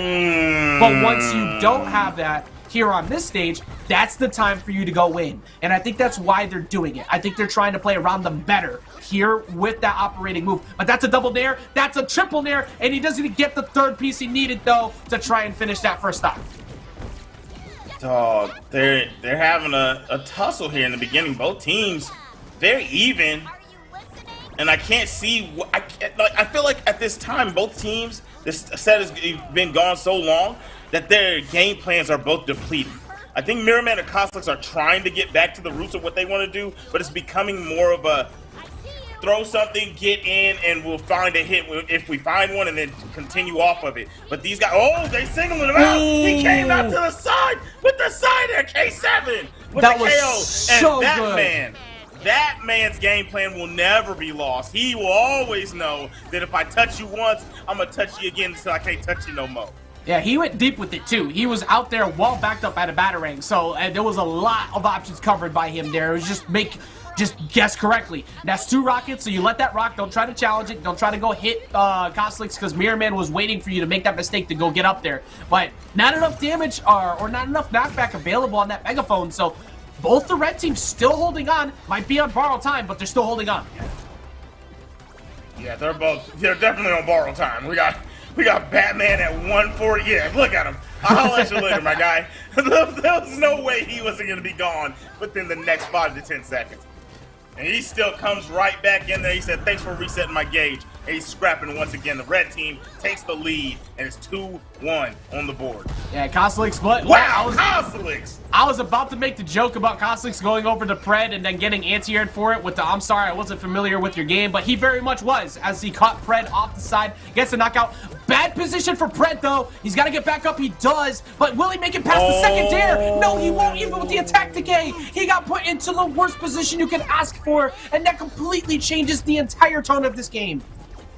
That changes everything. That was the one thing you didn't want, was to get a Gimp, man. Like, you didn't want to lose a stock like that. And now you have K7 having to play the left side of the stage, trying to play a chill game. He can't be as aggressive as he wants because it will cost him everything. The up air from Cosolix will do it. And now you see the taunts with the tornadoes, and blue team taking it 2-0 so far. One more to win the tournament, and reverse 3-0 is going to have to happen for World's Greatest Detectives. We always like to have that moment of the game where we like to point out, if we can, where things have shifted. And, I mean, Chad already knows. Looking back to that play right there, once he was off the side of the stage, he was towards the left. He got hit into the stage originally, so I wasn't as scared. He got hit and he DI'd in, so he walked away. What he wasn't ready for was the second one. He was not prepared for Mirrorman to see that opportunity and go, oh, and cash in on it. And he didn't have the DI for it. Plus, also, Dare sends you slightly outward. It's a little bit towards the right instead of straight down. So, pushing him back off stage, he panicked his way back up. And after he panicked his way back up to get back on, who was there again? Mirrorman. Mirrorman saw the opportunity and struck. If he doesn't strike there, even game, probably still in that match. Maybe last stock, last hit, both sides, but still an even game. Instead, he fell at 80 in a panic situation rather than a cool, calm, and collected one, because Mirrorman saw it. He said, oh, that's it. And what did Cosolix do? He got hit, but he did it while distracting K7. He took the hits on purpose, so K7 couldn't go help him. Exactly. And he's been doing that. He's been doing that for this team. When it's not too chaotic out there, that's exactly what you're going to see from Cosolix. He's always going to find the guy that he needs to stop from getting to his teammate. He's always going to make the plays when he sees that you're running out of resources. He's a timely player. He makes pinpoint decisions. He doesn't overextend. And so if you're giving him those opportunities, you're looking to lose. And now we're going into game number 3, a 2-0 lead for the blue team. Team Vitamin Water trying to close it out. I want to see what K7 and Legendary Pred can do. Man, it's looking rough out here. Sometimes when you're in the middle of the match, you have a moment where you're sitting thinking, man, I'm a little parched, I'm feeling down. I need to get the job done. And then you ask for the secret stuff. the secret stuff for this Space Jam team, this core, this 1-2 piece, this incredible 1-2 that's been winning all day, has been that vitamin water. They have been getting the job done, and they think it through. You think it through with those electrolytes, baby. Your brain is working properly as he finds that down air, getting that knockout. Excuse me, that wasn't a down air. That was a up air, up B, up special. I can't think. My brain is shutting down as we see them get that W and continue to build this lead. Bro, he did down air, went over, saw the grappling hook, and reacted to the pull-in with camera. Genius. Absolute genius. Probably the coolest play I've seen in the tournament. That was ridiculous. But now, K7 ain't happy about it. He's all over that man.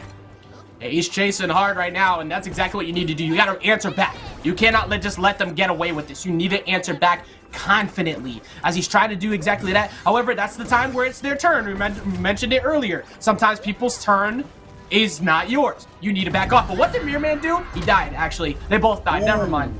Never mind. He tunneled, and it didn't work. He died. So, bad plan. Bad juju. Now, red team in the lead. Nice job from the red team. Wow! Always planned. It's always planned. It's always planned. It's intentional. Not today, it's intentional. Every time. Not today, Every time. She actually, with the exact precise moment of when I to calculate the trajectory of when my rocket would come down, taking in the wind, when it would arrive, I knew that I would find that spike on Mr. Bruce Wayne. I had no idea that you were doing the impression until that last second. I made sure to point out Bruce Wayne too, because you know he's smart enough to know it's Bruce. That's all. Right now. Right. Right you now. are correct. That's 148 sitting onto Fred, and look who they're targeting, Batman, because they know they can knock him out at any time. Batman's at 83. That's knockout percentages for Batman, and that's a rocket. That was almost the game right there as they tried to stop that one blemish they had on their record all day, but now it's an even game. As they do it again, you have to be kidding me. They clutch it again, Zip, and they force us to yet another game because they're just that clutch. You lose again.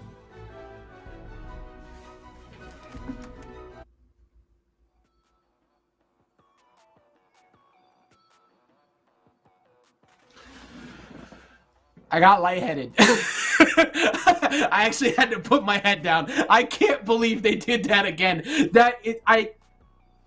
How?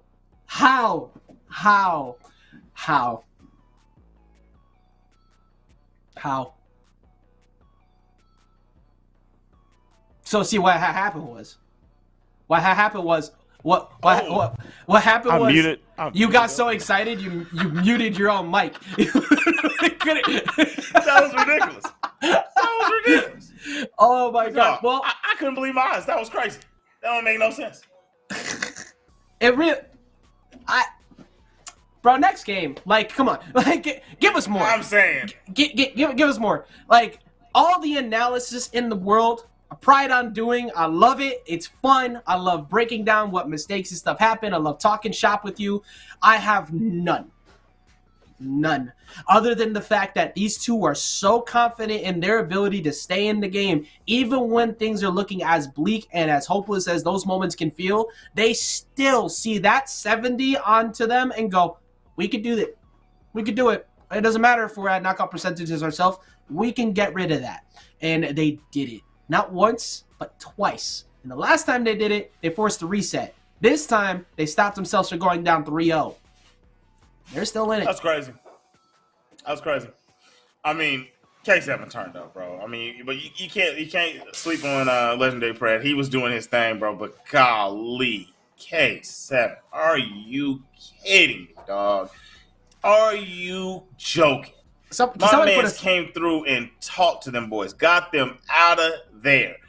Oh, wow. I know we currently have 4 sponsors, but can somebody just put a 5th one? Like, just give them one. Like at this point, because the clutch plays, like take those plays and put it at the end of your ad, and if you want to be as clutch as this, here you go. Have Gaming X Series 95. Like that's perfect. Like this is guaranteed. Like, and you too could be powered up by this energy drink by playing as well as K7 Show Off as he gets the job done at the end, brother. I don't get it. He's just that good. He's that good. And Pred's ability to stay calm with him is just so important. Man. Because it requires two people to not crumble in that situation. We share stocks in this game. You can't be one person who clutches. You need both people to stay calm. And they both stay calm. Pred setting up that up air allowed him to cash that out because they were confident enough to go chase him.